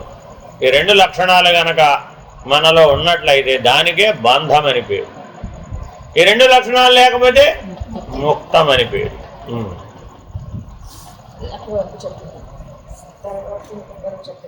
సెకండ్ మెసేజా? థర్డ్ మెసేజా? మూడుకు వచ్చేసామా? సెకండ్ సమాధానం ఉందిగా. ఆయన అంటున్నారు ఉన్నది ఒకటే సచ్చిదానంద స్వరూపమైన బ్రహ్మమే. అక్కడ ఇంకా ఎవరికి అబ్జెక్షన్ లేదు. ఎవరికైనా అబ్జెక్షన్ ఉందా? లేదు. అది తన స్వశక్తి అయిన మాయ ద్వారా అనేకత్వం లాగా కనిపిస్తుంది. అక్కడ కూడా ఏం సందేహం లేదు. మాయ అనేది ఆయన యొక్క స్వశక్తే, గుర్తుపెట్టుకోవాలండి. ఎందుకని? మాయా అధిష్టానంతో మహేశ్వరం. ఆయన అధిష్టానంగానే ఉన్నాడు. మాయ పనిచేయడం ప్రారంభించినంత మాత్రాన మహేశ్వరుడు మాయకేం లొంగలేదు, గుర్తుపెట్టుకోవాలండి. పరమాత్మ జీవాత్మగా అయ్యాడనే భావన అసలే లేదు. మొదట ఇది తీసేయాలి. ఏం తీసేయాలి? చిదంశ చేత వీడు జీవుడయ్యాడే గాని సాక్షాత్తు చిత్ స్వరూపం కాదు. అర్థమేనండి? అంటే మిణుగురు పురుగులో కూడా చిదంశ ఉంది. ఎందుకని? మిణుగురు పురుగు ప్రకాశిస్తుంది. మిణుగురు పురుగు ప్రకాశిస్తోంది కదా అని సూర్యుడితో సమానం ఉందా? అది అలా కుదురుతుంది. పరమాత్మ సూర్యుడు, జీవుడు ఎటువంటి వాడు? మిణుగురు పురుగు లాంటి వాడు. అద్వైత వివరణ. బ్రహ్మం అంటే అఖండ చైతన్యం. ఆ చైతన్యం నాకు శరీరం ఉంది, నేను వ్యక్తిని అని అనుకోవడం మాయ ఆవరణ వల్ల. అంటే ఒక దోషం వచ్చేసింది. ఇప్పుడు అక్కడ ఏ దోషం వచ్చింది? ఆవరణ దోషానికి జ్ఞానం లొంగింది. మొట్టమొదటి దేనికి లొంగిందండి? ఆవరణ దోషానికి జ్ఞానం లొంగింది. లొంగేటప్పటికి నేను పరిమితుడను అనేటటువంటి నిర్ణయం వచ్చేసి. అంతకుముందు ఏముంది? నేను సర్వవ్యాపకుడను, అఖండుడను, అనంతుడను, అప్రమేయుడను అనేటటువంటి నిర్ణయాలు ఉన్నటువంటి పరమాత్మ స్థితిలో నేను పరిమితమైన అహము కలిగిన వాడను అనే ఆవరణ దోషం లొంగిన జ్ఞానం ఏర్పడి, అజ్ఞానం కాదు, ఆవరణ దోషానికి లొంగిన జ్ఞానం ఏర్పడింది. ఉదాహరణ, ఆకాశం ఒక్కటే కానీ కుండలో, ఇంటిలో, మందిరంలో ఉన్న ఘటాకాశ మఠాకాశ అనే వేరు వేరుగా పిలుస్తాం. ఆకాశానికి విభాగం అసలు లేదు. పసిఫిక్ మహాసముద్రంలో అలలు వేరే, హిందూ మహాసముద్రంలో అలలు వేరే, బంగాళాఖాతంలో అలలు వేరే. ఏ సముద్రానికి ఆ సముద్రానికి అలలు వేరే అని చెప్తామే. ఏ సముద్రమైనా అలల వేరా బాబు, అంతేనా కాదా? సముద్రం అంటూ ఉంటే అలలనే ఉంటాయి, అలలనే ఉంటే నురుగు ఉంటుంది, నురుగు ఉంటే గాలి బుడగలు కూడా ఉంటాయి. ఏ సముద్రానికి వెళ్ళినా ఈ విధానమేమీ మారలేదు. కానీ సముద్రమే అలలయింది, అలలే నురుగయింది, నురుగే గాలి బుడగలయింది. సముద్రానికి గాలి బుడగలకి సంబంధం లేదు. ఎలాగా? సముద్రం లేకుండా గాలి బుడగలు ఎక్కడ తెస్తాం? కాలేం. కాబట్టి జీవుడిలో ఉన్నటువంటి పరమాత్మ ఎంత? గాలి బుడగలో ఉన్న సముద్రం అంతా. లేదని చెప్పడానికి వీల్లేదు, కానీ ఎంత ఉంది? గాలి బుడగలో ఉన్న సముద్రం అంతా. గాలి బుడగలో ఉన్న సముద్రాన్ని చూసి సముద్రం పరిమితమైందని బోర్ని ఏడ్చాడు. ఎంత చిన్నదైపోయిందో సముద్రం. ఎంత ఉందండి సముద్రం? గాలి బుడగంతా. వాస్తవానికి సముద్రం గాలి బుడగ అయిందా? ఇప్పుడు అవలేదుగా. గాలి బుడగే సముద్రం అందామా? అలా ఎలా అంటాం? కాబట్టి ఈ రకమైనటువంటి సాపేక్షతా దృష్టి, దీని ఏమన్నారండి? సాపేక్షతా దృష్టి చేత పరమాత్మే జీవాత్మ అయ్యాడు అని భ్రాంతి చెందాడు. కానీ వాస్తవానికి పరమాత్మ నిరపేక్ష, ఏ మార్పు లేదు, ఏ పరిణామం లేదు. ఉన్నవాడు ఉన్నట్టుగానే ఉన్నాడు. ఎన్ని అలలు వచ్చినా, ఎంత నురుగు వచ్చినా, ఎన్ని గాలి బుడగలు వచ్చినా సముద్రం ఏమీ కించిత్ కూడా తగ్గలేదు. ఇక్కడ వారి క్వశ్చన్ ఇంతకు ముందర వేసిన క్వశ్చన్ అంటున్నారు, పరమాత్మ ఒకటే, జీవాత్మలు అనేకం అనిపించడం మాయ వల్ల ఏర్పడిన ప్రత్యేక భావన. సాపేక్ష దృష్టే మాయ, వేరే ఇంకేం లేదు. నేను ఎక్కడ పరమాత్మ స్థానంలో నేను ఏం చేస్తున్నాను అనే క్వశ్చన్కి చెప్తున్నారు. నేననేది అసలు పరమాత్మలో ఉందంటారా? గాలి బుడగెళ్ళి సముద్రాన్ని అడిగిందట, ఎన్ని గాలి బుడగలు కలిపితే సముద్రం అవుతుంది అని. ఎన్ని గాలి బుడగలు కలిపితే మాత్రం సముద్రం అవుతుందే? అవదు కదా. కాబట్టి ఆ ప్రశ్నే అసంబద్ధం. లాస్ట్ క్వశ్చన్ బాగా, నేను అనే పరిమిత భావన, అహంకార మమకారం అనేది మాయా ప్రభావం. పరమాత్మ బ్రహ్మమే, జీవాత్మ కూడా బ్రహ్మమే. జీవిగా భావించబడుతున్నది కేవలం అజ్ఞానం వలన ఏర్పడిన తాత్కాలిక దృక్కోణం మాత్రమే. దృగ్భ్రమ అని మళ్ళీ మాండూక్యోపనిషత్తులోని అదే స్తోత్రాన్ని చెప్పారు. సృష్టి లేదు, లయము లేదు, బంధము లేదు, సాధన లేదు, ముక్తి లేదు, ఉన్నది బ్రహ్మమే. అదే. కాబట్టి ఇప్పుడు ఏమేం లేవు? సృష్టి, స్థితి, లయములు లేవు, బంధం కూడా లేవు. ఎవరికి? ఎవరికి? పరమాత్మకి. వాస్తవ దృక్కోణం. పరమాత్మకి ప్రవేశము లేదు, నిష్క్రమణము లేదు. ఆయన ఎల్లప్పుడూ అన్నింటిలోనూ ఉన్నాడు. సముద్రం గాలి బుడగల్లో ప్రవేశించింది ప్రత్యేకంగా. ఏమండి, ఒప్పుకుంటారా ఒప్పుకోరా? అక్కడ ఏం ప్రత్యేకంగా ప్రవేశించడానికి వేరే స్థానము, స్థితి, అనుభవము ఎక్కడున్నాయి? గాలి బుడగ అనుకుంది నేను సముద్రం కంటే వేరే. ఎందుకని? మాయావరణ శక్తి చేత. మరొకటి కూడా వచ్చి చేరింది. ఇప్పుడు విక్షేప దోషం కూడా వచ్చి చేరింది. సముద్రం గాల్లో ఎగరగలుగుతుండే ఏమిటండి? నేను కాబట్టి గాల్లో సముద్రం గాల్లో ఉంది. ఎక్కడైనా ఎగరలేదు కదా. కాబట్టి సముద్రం కంటే నేనే గొప్ప అని గాలి బుడగ, గాల్లో ఎగిరే గాలి బుడగ అన్నదండి. ఇప్పుడు ఏమైంది? ఆవరణ శక్తితో పాటు విక్షేప దోషం కూడా వచ్చేసి, అంతేనా కదా? మరి ఆవరణ విక్షేపాలు వస్తే మన దోషం వస్తున్నా రాదా? గాలి బుడగ ఎంతసేపట్లో పేలిపోయింది. పేలిపోతూ ఏమన్నాడంటే, నేను పేలిపోతే సముద్రం కూడా లేదు తెలుసా. గాలి బుడగ పేలిపోతే సముద్రం లేకపోవడం ఏమిటి? అలా అనుకుంది అంతే. అది అలా అనుకోవడమే మల దోషం. నేను పోతే పరమాత్మ పోయినట్టే అనుకున్నాడు. ఈయన పోవడానికి నువ్వు పరమాత్మ పోవడానికి మధ్య సంబంధం ఏముంది అసలు? సంబంధం లేదు. ఆయన ఎల్లప్పుడూ అన్నింటిలోనూ ఉన్నాడు. నేను శరీరం అనే భావనే అజ్ఞానము, అది తొలగితే తెలిసేది నేను పరమాత్మ ఎప్పటికీ పూర్ణుడినని. కాబట్టి కాల ఉపమానం ఇక్కడ కళ అనే ఉపమానం తప్పనిసరిగా వస్తుంది. ఎందుకంటే కళలాగా ఈ జగత్తు అనుభవం అవుతుంది, కానీ నిజానికి అది ఆత్మస్వరూపమే. సారాంశం ఏంటంటే పరమాత్మ జీవాత్మ కాలేదు, జీవాత్మ అనిపించేది పరమాత్మపై పడిన మాయా నీడ. నిజానికి ఉన్నది ఒకటే బ్రహ్మము, అది నీవే. ఛాయామాత్ర పురుషవత్. ఈ ప్రమాణాన్ని ఏమంటారండి? ఛాయామాత్ర పురుషవత్. ఒక ఆయన సూర్యుడి ముందు నిలబడ్డాట. నిలబడితే ఆయన నీడ వెనకాల పడుతుంది కదా, పడితే మరొక పురుషుడు ఉన్నాడు అనుకున్నాడు. నేనే కాదు, నాతో పాటు ఇంకొకటి వెనకాల వస్తున్నాడు తెలుసా. నేను ఎటు వెళ్తే అటే వస్తున్నాడు, వెంబడిస్తున్నాడు నన్ను. చాలా కాలం నుంచి ఫాలో అవుతున్నాడు, నేను చాలా కాలం నుంచి గమనిస్తున్నా. నేను ఎటు వెళితే అటే వస్తున్నాడు అని ఏమన్నా వదిలేస్తాడేమో అని పట్టించుకోకుండా కూడా చాలా దూరం వెళ్ళాను. ఎంత దూరం వెళ్ళినా కూడా వస్తున్నాడు. నేను చెయ్యి ఊపితే ఆయన కూడా చెయ్యి ఊపుతున్నాడు, నేను నడుస్తూ ఉంటే ఆయన కూడా నడుస్తున్నాడు అని, నేను కూర్చుంటే అది కూడా ఆయన కూడా కూర్చున్నాడు. నేనేం చేస్తే నాలాంటి కరచరణాద్యవయవములు కలిగినట్లుగా భాషిస్తున్నాడు. నేనే కర్మ చేస్తే ఆయన కూడా ఆ కర్మే చేసినట్లుగా తోస్తున్నాడు. గ్యారంటీగా నాలాంటి వాడే నా వెనకాల ఓడిపడ్డాడండి. కొద్దిగా వాడి నుంచి నన్ను విడిపించరా? వాడి వలన నాకు భయం కలుగుతుంది, బంధం కలిగింది, బాధ కూడా కలిగింది. ఎంతో తెలుసా, కలలో కూడా నా నీడ నన్ను వెంబడిస్తుంది. ఆ భయము, బాధ, బంధము పెరిగిపోయి ఏమైపోయింది, కలలో కూడా ఈ ఛాయాపురుషుడు వెంబడిస్తాడు. మరి ఇప్పుడు వీడిని ఏం చేయాలి? అప్పటికి మీరు చెప్పినవన్నీ ట్రై చేశాను. ఏమిటవి? మంత్రాలు చదివాను, పోలేదు. జపాలు చేశాను, పోలేదు. ధ్యానాలు చేశాను, అప్పటికీ పోలేదు. ఇంకేమిటో అదేదో ఇంకెవరో యంత్రమో మంత్రమో తంత్రమో తావీజో కట్టుకోమన్నారు, అయినా కట్టుకునే వాడిపోలేదు. అప్పటికి మీరు ఎన్ని యుక్తులు చెప్పారు, ఆ యుక్తులన్నీ ప్రయోగం చేశానండి. ఈ ఛాయామాత్ర పురుషుడు మాత్రం పోవడం బాబోయ్.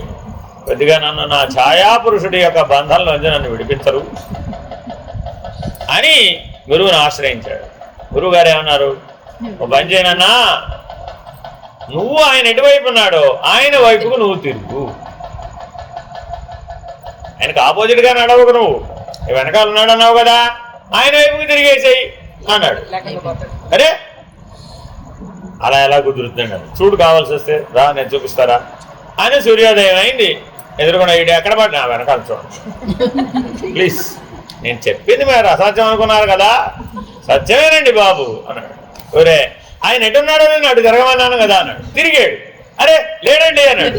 అంతేనాయన, తనను తాను తెలుసుకుంటే ఈ ఛాయాపురుషుడు లేడు.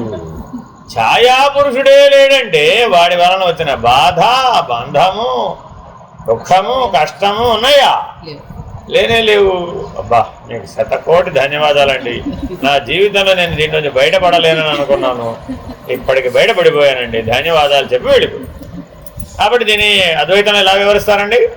ఛాయామాత్ర పురుషవత్ అంతే. ఏమండి, జీవ జగత్తులు ఏమిటండి? ఛాయామాత్ర పురుషవత్. అది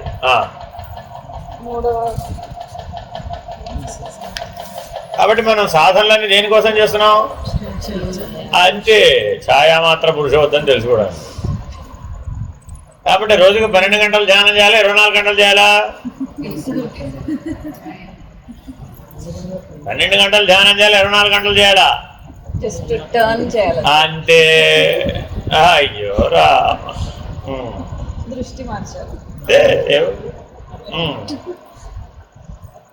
సత్యాపి వేదపగమే నాతవాహం నమామకీనస్వం సాముద్రో హి తరంగః వచన సముద్రో న తరంగః. సముద్రం తరంగాలు ఉపమానం. కార్యం యొక్క సత్తా కారణ సత్తాలో సమానమైతే అది పరిణామం. బాగా గుర్తుపెట్టుకోవాలండి ఇది. నీకు పరిణామం రావాలి అంటున్నావా లేదా? అంటే అప్పుడు ఏమి ఈక్వలైజ్ అవ్వాలి? కారణం బ్రహ్మం అండి. కార్యం ఏమిటి? సృష్టి. ఈ సృష్టి అనే కార్యంలో ఒక సత్తా ఉంది. అదేమిటది? వ్యావహారిక సత్తా. ఇక్కడ ఏముందండి? వ్యావహారిక సత్తా. పరమాత్మలో ఏముంది? పారమార్థిక సత్తా. ఈ రెండు ఒకే ఫ్రీక్వెన్సీలోకి వచ్చేసినాయి. ఎప్పుడైతే ఒకే ఫ్రీక్వెన్సీలోకి వచ్చేసినాయి ఇప్పుడు ఏమైపోయింది? మ్యాచ్ అయినాయి. అలా మ్యాచ్ అయితే దానికి ఒక పేరు పెట్టారు అక్కడ, పరిణామం. అర్థమేనండి? బాగా రోజు శివ పూజ బాగా చేసేటండి. ఆ ఈశ్వరుడు ఎవరు? పారమార్థిక సత్తా. ఈ పూజ చేసిన ఆయన ఎవరు? వ్యావహారిక సత్తా. చేసి రెండు ఒకే స్థాయికి వచ్చేసినాయి. ఎలా వచ్చినాయి? సంగత్యాగం, కర్మఫల త్యాగం, కర్తృత్వ త్యాగం. ఈ 3 లక్షణాలు ఈశ్వరుడిలో సహజం. ఇతను కూడా చేసి ఎక్కడికి వచ్చేసాడు? ఆ 3 లక్షణాల స్థాయికి వచ్చేసాడండి. అప్పుడు ఏమైపోయింది? మ్యాచ్ అయిపోయింది, పరిణామం వచ్చేసి అంతే. కాబట్టి ఇప్పుడు మరి అక్కడ పరిణామం రాదంటని చెప్పడానికి వీల్లేదు. ఎక్కడైనా పరిణామం తప్పదు. ఎలాగా? కర్మానుభవం ద్వారా. ఎప్పుడు వచ్చింది? వ్యావహారిక సత్తా పారమార్థిక సత్తాతో సమాన స్థాయిలోకి పరిణామం చెంది సమన్వయపడింది. ఎప్పుడైతే సమన్వయపడిందో పరిణామం వచ్చింది. విషమమైతే అది వివర్తం. ఆగండి చెప్తా. ఎలాగో మీ అమ్మాయికో మీ అబ్బాయికో పెళ్లి చూపులు చూస్తున్నారండి. ఎప్పుడు సెటిల్ అవుతుందంటారు పెళ్ళి? అన్నిటికీ ఇదో తగాదా? మీరు ప్రయత్నం చేయాలక్కర్లేదా? చేయాలి. అవతల వెయ్యాల వారు ఎప్పుడు ఒప్పుకుంటే అప్పుడు అవుతుంది. అంతేగా? మరి ఒప్పుకోలేదండి, మీరు చేయాలి. ఎలా చేస్తారు? అంతేనా కాదా? మరి ఈ లోపల ఏం చేయాలి? మీకు టెన్షన్ పెరుగుతుంది, బీపీ పెరుగుతుంది. అందుకని ఏం చేయమన్నారు? ఈశ్వరారాధన చెయ్యండి. ఎవరైతే వధూవరులు ఉన్నారో వాళ్ళని ఈశ్వరారాధన చెయ్యమనండి. ఎవరైతే పెళ్లి చేద్దామని అనుకుంటున్నారో వాళ్ళని కూడా ఈశ్వరారాధన చేయమనండి. ఎందుకంటే ఈశ్వరారాధన చేయటం వాళ్ళలో పారమార్థిక సత్తా యొక్క బలం పెరుగుతుంది. ఎంత బలం పెరిగిందయ్యా అంటే వ్యావహారిక సత్తాలో ఉన్నటువంటి బలహీనతని తనలో కలుపుకునేటంత. ఎందుకని? విషమంగా ఉంటే పని అవ్వదు, పరిణామం రాదు. మరి విషమం నుంచి సమం కావాలంటే ఏం చేయాలి? సముద్రం స్థాయి పెరిగిందండి, నది వచ్చి చేరిందండి. ఎంత వేగంతో వచ్చి చేరినా నదిని స్వీకరించేసి, ఇదేనా కదా? అట్లా జాగ్రత్తగా మనలో పారమార్థిక సత్తాని పెంచితే జీవ జగత్తులలో ఉన్నటువంటి వ్యావహారిక సత్తా విషమ స్థితి నుంచి సమస్థితికి వచ్చేస్తుంది. విషమ స్థితిలో ఉంటేనేమో పరిణామం రాదు, సమస్థితిలో ఉంటేనేమో పరిణామం వచ్చేస్తుంది. మనకి 80 ఏళ్ళు అయినా ఆత్మానుభవం ఎందుకు కలగలేదు? విషమ స్థితిలో ఉంది కాబట్టి. ఎప్పుడైతే విషమ స్థితి నుంచి సమస్థితికి చేరతామో వెంటనే వచ్చేస్తుంది ఆత్మానుభవం. మీలో ఎప్పుడప్పుడు ప్రకాశం కనబడిందని మీరు అందరూ అంటుంటారండి. ఏదో జపం చేస్తుంటేనో, ధ్యానం చేస్తుంటేనో, ఇంకేదో చేస్తుంటేనో, పేరు పెట్టడానికి వీలు లేని సాధనలు మీరు చేస్తున్నప్పుడు అంటే అర్థమేంటి? ఏదైనా కావచ్చు, కళలో కావచ్చు, నిద్రలో కావచ్చు, వాటికి పేరు పెట్టడానికి వీలు కాదు. అలాంటివన్నీ చేసినప్పుడు మీకు కనబడింది అన్నారనుకోండి. ఎందుకు కనబడింది? సమస్థితికి చేరిన ఆ సందర్భంలో కూడా మనలో పారమార్థిక సత్తా ఉందండి, లేకపోలా. ఎందుకని నీ ఉనికి అది దానిలో బలం పెరిగి ఏం చేసింది? ఎన్ని విషమమైనటువంటి స్థితులున్నా ఆ విషమమైనవన్నింటినీ తనలో ఈక్వేట్ చేసుకుంది, సమస్థితికి తీసుకొచ్చి కలిపేస్తుంది. ఎప్పుడైతే ఆ సమస్థితికి రాగానే వెంటనే ప్రకాశం వచ్చేది. As simple as it. అదేనండి, మీరు ఏ సాధన అయినా చేయండి, ఇదేదని లేదు. మీరు పాటలు పాడుతున్నా వస్తుంది, నామస్మరణ చేసినా వస్తుంది, జపం చేసినా వస్తుంది, పూజలు చేసినా వస్తుంది. ఏ సాధన అయినా చేయండి. ఎక్కడ దాకా అంటే సమాధి నిష్ట వరకు కూడా సాధనలే. ఆ సాధనలన్నీ ఇంతకీ దేనికి? నిన్ను ఛాయాపురుషుడు వైపు తిప్పడానికి. అటు తిరిగి ఉన్నాడండి, వాడిని ఇటు తిప్పడానికి ఈ సాధనలన్నీ చేసాం. తిప్పగానే ఏమైపోయింది? అరే వెళ్ళాడే, మరి ఉన్నది ఏమిటో ఇప్పుడు ప్రకాశమే. కాబట్టి ఆత్మ సాక్షాత్కార జ్ఞానం వెంటనే కలిగి వస్తుంది. చిత్ స్వరూపుడు అనేటువంటి అవగాహన కలుగుతుంది. ఘటం కార్యం, మృత్తు కారణం. కార్యమైన ఘటం యొక్క సత్తా కారణమైన మృत्यु యొక్క సత్తాతో సమానమైనదే కాన ఘటం మృత్తిక యొక్క పరిణామం. అంటే చూడగానే ఏం చెప్పాము, కొండను చూడగానే మట్టితోనే చేయబడిందని గుర్తించాం. ప్రత్యేకమైన ప్రక్రియలు ఏమైనా అవసరమా కాదా? జస్ట్ మార్పు చెందిన ఆకారం మాత్రమే. మార్పు చెందినట్లు కనబడుతున్నది, మార్పు చెందలేదు. మట్టి యొక్క వాస్తవిక లక్షణమేం మారిపోలేదు కొండ అయినంత మాత్రాన, అవునా కదా? దాని వ్యాపక ధర్మం అలాగే ఉంది, దాని ఎలాస్టిసిటీ అలాగే ఉంది, దాన్ని మరలా తిరిగి తనలో లయం చేసుకోగలిగే శక్తి కూడా అలాగే ఉంది. మట్టికున్న ఏ లక్షణాలు కొండవడం చేత ఏమీ మారలేదు. పరమాత్మ యొక్క లక్షణాలు సృష్టి రావడం చేత ఏమీ మారలేదు. బ్రహ్మాండం అనే కొండ వచ్చిందండి పరమాత్మ ఆధారంగా. పరమాత్మ మారిపోయాడు అన్నాడు. పరమాత్మ ఎందుకు మారిపోతాడు? పరమాత్మ లక్షణ సముదాయం, అది మారలేదు. అది ఆకార సముదాయము, వ్యవహార సముదాయము కాదు. వ్యవహార సముదాయం అంతా జీవులు, ఆకార సముదాయం అంతా జగత్తు. ఈ జీవ జగత్తులు రెండూ కూడా ఆకార భ్రాంతి, వ్యవహార భ్రాంతి అంతే తప్ప వాస్తవానికి పరమాత్మ యందు ఏ రకమైన మార్పు లేదు. అవినాశి. ఎందుకని? మారితే నశించిపోతాడు.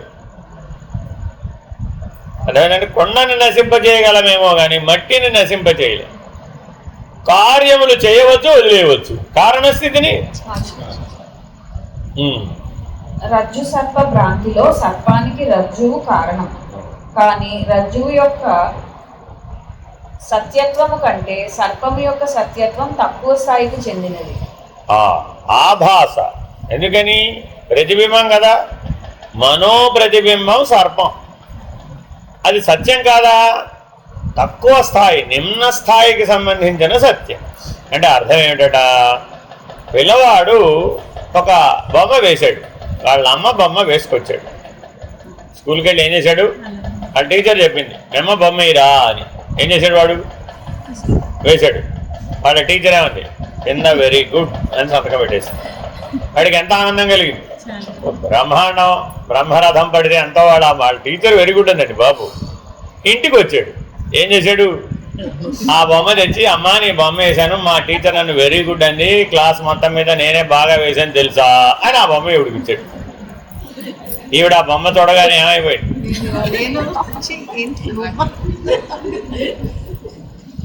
అంటే తల్లి కాదు ఆవిడ. అంటే అలా చూసుకోకూడదు కదా, గుర్తుపెట్టుకోవాలండి. అసలు అలా చూసుకోకూడదు. ఇదేమిటండి వాడి తెలివితేటలు ఎంత. కాబట్టి జీవుడు పరమాత్మ గురించి ఏదో సహస్రనామం చదివేట, అంతేనా కాదా? పరమాత్మ ఎలా చూస్తాట? ఏమానందరా ఈవిడికి ఒక గని పడదు. ఆయనకి ఆనందం లేదు, దుఃఖం లేదమ్మా. ఆ తల్లి ఎలా అయితే ఈ పిల్లవాడే తన బొమ్మ వేసి తీసుకొస్తే ఎలా చూశాడు, మనం అందరం చేసే భక్తి వ్యవహారానంతా అలా చూస్తాడు. భక్తి సమయంలో ఏం చేస్తున్నాడు? మనం అంతా ఈశ్వరుడు బొమ్మ వేస్తున్నాం అంతే, మన ఇష్టం. ఏ రోజు బొమ్మ ఎట్లా వేస్తావో నీకు ఇది.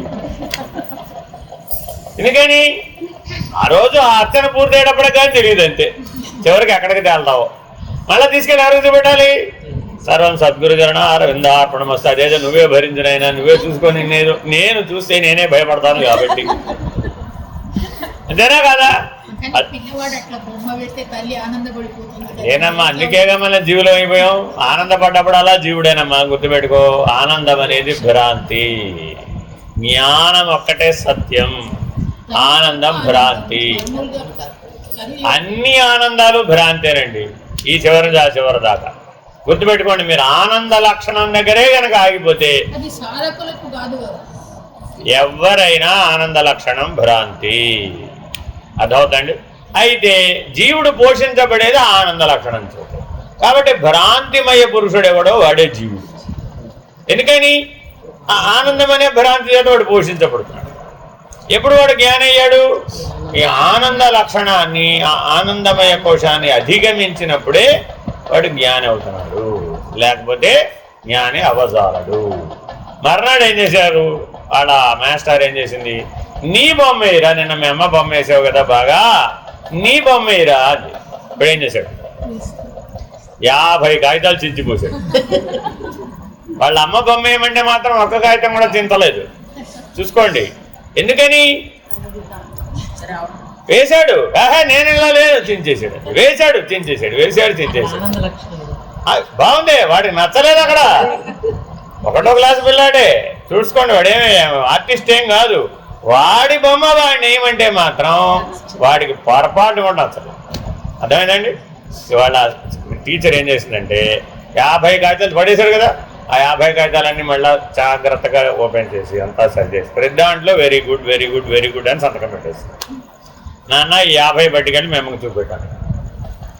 ఏం చేశాడు ఈసారి మళ్ళా, వాళ్ళ అమ్మ బొమ్మ అయితే 1 పేజీలో వేసి పట్టుకొచ్చాడు, వాడి బొమ్మ అయితే 50 పేజీలో వేసి పట్టుకొచ్చాడు. ఏంట్రా ఇవన్నీ అండి, అవన్నీ నేనే తెలుసా అన్నాడు. అవన్నీ నేనేనమ్మా, ఇన్ని వేసావు ఏంట్రా, నిన్న ఒక్కటే వేసావు కదా అని. ఎన్నిసార్లు ట్రై చేశాను తెలుసా నేను సరిగ్గా వేయడానికి.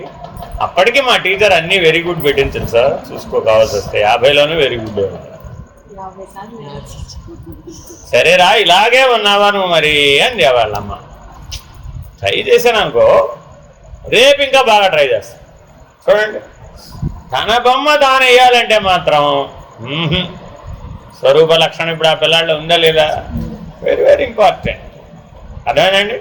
కాబట్టి మీలో స్వరూప జ్ఞానం లేదనడానికి వీల్లేదు, ఎప్పుడూ ఉంది అది.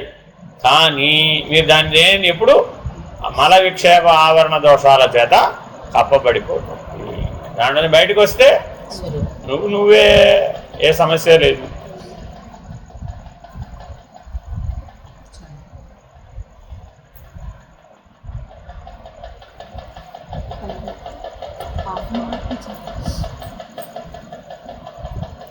మనం కూడా తనను తాను తెలుసుకునేటప్పుడు ఎన్ని పేజీలు వాడేసాం, 50 పేజీలు వాడేసాం. వ్యవహారాత్మక సత్యత్వము, రెండవదేమో ప్రాతిభాసిక సత్యత్వం. అంటే పిండాండం అంతా ఏమిటి, వ్యావహారిక సత్యత్వం. బ్రహ్మాండం అంతా ఏమిటి, ప్రాతిభాసిక సత్యత్వం.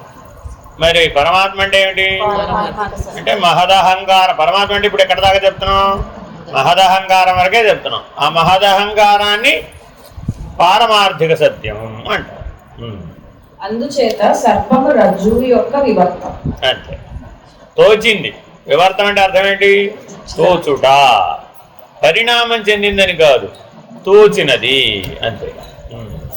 జగత్తు విద్యగాన వ్యవహారాత్మక సత్తా మాత్రమే ఉన్నది గాన దాని సత్తా బ్రహ్మము యొక్క సత్తా కంటే తక్కువది.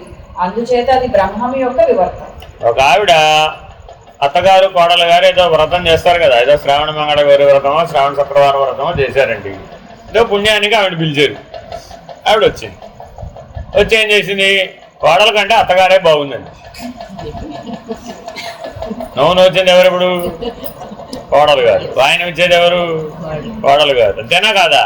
ఇవి ఉన్నావిడ సైలెంట్గా వాయన బుద్ధి వెళ్ళదు కదా. ఏం చేసింది, పైగా ఎలా చెప్పింది అత్తగారి దగ్గర, మీ కోడల కంటే నువ్వే బాగున్నావు తెలుసా అని ఆ కోడలు పక్కనే ఉండగానే. ఇప్పుడు ఈ అత్తగారు ఏం చేయాలి, ఈ ప్రమాదం నుంచి ఎలా తప్పించుకోవాలి? ఇప్పుడు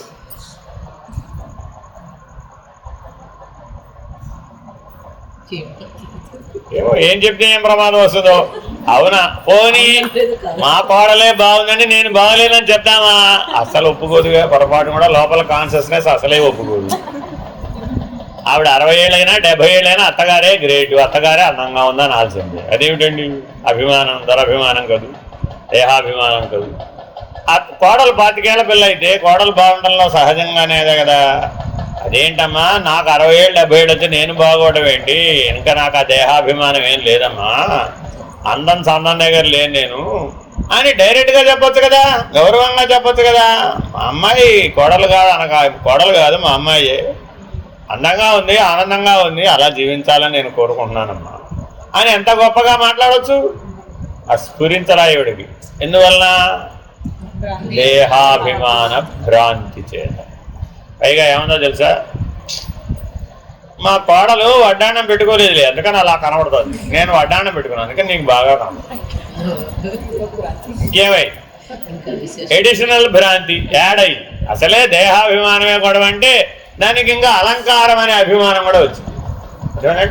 కాబట్టి ఇలాగ మనలో ఏమైపోయినాయి, పారమార్థిక సత్తా సత్యం, కానీ ప్రాతిభాసిక సత్తా అలాగే వ్యావహారిక సత్తా బలపడిపోయి అవే ఆ భ్రాంతిగతమైన నిర్ణయాలే మన జీవితంలో నిలబడిపోయినాయి. నాయన నువ్వు 50 కాదు, వెరీ వెరీ ఇంపార్టెంట్.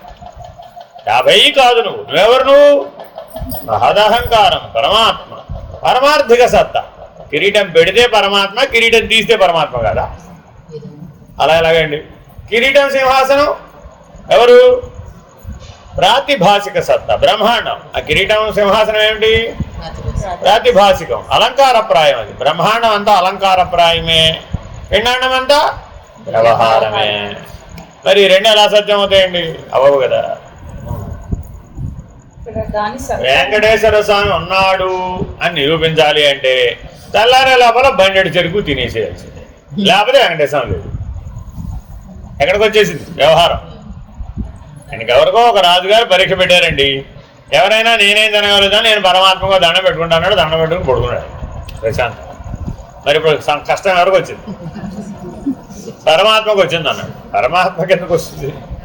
కాబట్టి ఈ కథలలో అన్నింటిలో ఏముంది? ఇప్పుడు అక్కడ వ్యావహారిక సత్తా దాకా పరమాత్మ దిగిరావాలి. ఇప్పుడు దిగొస్తే కానీ నేను నమ్మనున్నాడు. మరి ఇప్పుడు పరమాత్మ పారమార్థిక సత్తాలో ఉంటే తెలుసుకుంటే జ్ఞానం, అదే ప్రాతిభాసిక సత్తాలో ఉంటే తెలుసుకుంటే భక్తి, వ్యావహారిక సత్తా దాకా దిగి వస్తే కానీ నేను తెలుసుకోలేనండి అంటే కర్మ.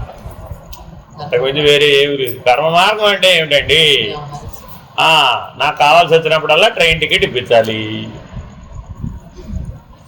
బాబా గారు దర్శనం రావాలంటే మరి ట్రైన్ టికెట్ ఉండాలా వద్దా? బాబా గారు దయ వల్ల ఒక్క రోజులో దొరికేస్తుందండి టికెట్. ఇప్పుడు ఎక్కడ దాకా వచ్చేసాడు ఆయన? బాబా గారు దయ వల్ల హోటల్లో రూమ్ దొరికేసిందండి. లేకపోతే శత జయంతికి నేను ఎక్కడ రాగలుగుతాను? అన్నీ నిండిపోయినాయండి బాబా, ఎక్కడా లేదు ప్లేస్. నేను దిగగానే వాడు టకామని తీసుకెళ్ళి ఎక్కడో ఒక రూమ్ ఉందట, ఆ రూమ్లో టకమా నన్ను పడేసేసి. నిజంగా బాబా గారు దయామయుడు. ఎక్కడ దాకా వచ్చేసి ఎంతమంది ఉన్నారో తెలుసా? శత జయంతికి 1,00,000 మంది ఉన్నారు. అసలు దర్శనం కలగదేమో అనుకున్నాను. ఇంతలో ఎప్పుడో 30 ఏళ్ల క్రితం సేవాదాలుగా వెళ్ళినప్పుడు కలవడ్డావు ఆయన కలిసాడు. ఆయన అక్కడే పనిచేస్తున్నట్ట. రావయ్యా నేను నీకు దర్శనం చేశానని టకటకా చేయి పట్టుకుని తీసుకెళ్ళిపోయాడు. ఆ పక్క నుంచి అక్కడి నుంచో తీసుకెళ్ళండి, ఎక్కడి నుంచి తీసుకెళ్ళాడో నాకైతే తెలియదు. టకటకా దర్శనం చేయించాడండి. ఆ అరగంటలో దర్శనం అయిపోయి బయటకు వచ్చేసానండి. లేకపోతే అసలు సాయంత్రం దాకా దర్శనం అన్నా. ఇప్పుడు ఎక్కడ దాకా రావాలి పరమాత్మ? చివరికి చెయ్యట్టుకుని క్యూలో దర్శనం చేయించేదాకా రావాలి. అప్పటికే అయ్యో ప్రసాదం అందలేదే ఎట్లాగా బాబా జయంతి ప్రసాదం నాకు దొరకలేదే అని అనుకుంటున్నాను. టకటకా ఆయన పట్టుకెళ్ళిపోయి మామూలుగా అయితే లైన్లో వెళితే దొరికేసేదేనండి, కానీ లేట్ అయిపోయింది. మరి ఈయన దర్శనం తొందరగా చేయించేసాడు కదండి. కానీ బయటకు వచ్చేసాక అయ్యో నాకు ప్రసాదం దక్కలేదే అనుకుంటూ ఉన్నాను. ఇంతలో ఎవరో పిలిచినట్టుగా బాబా గారు పంపించినట్టుగా వచ్చాడండి, చేతిలో ప్రసాదం పెట్టేశాడండి. నీకోసమే తెచ్చానన్నాడు.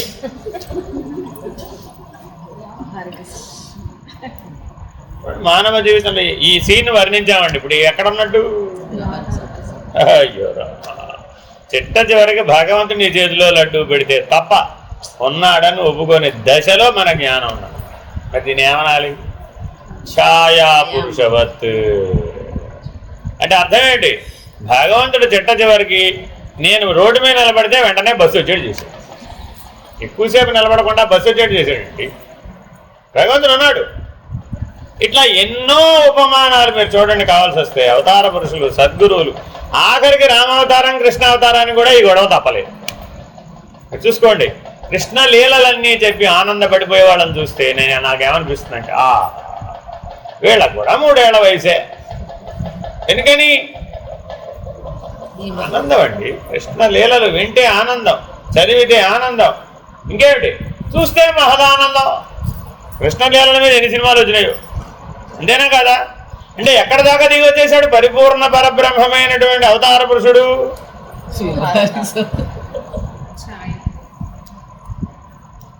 మరి ఇప్పుడు దీనికి ఏమని చెప్పాలండి?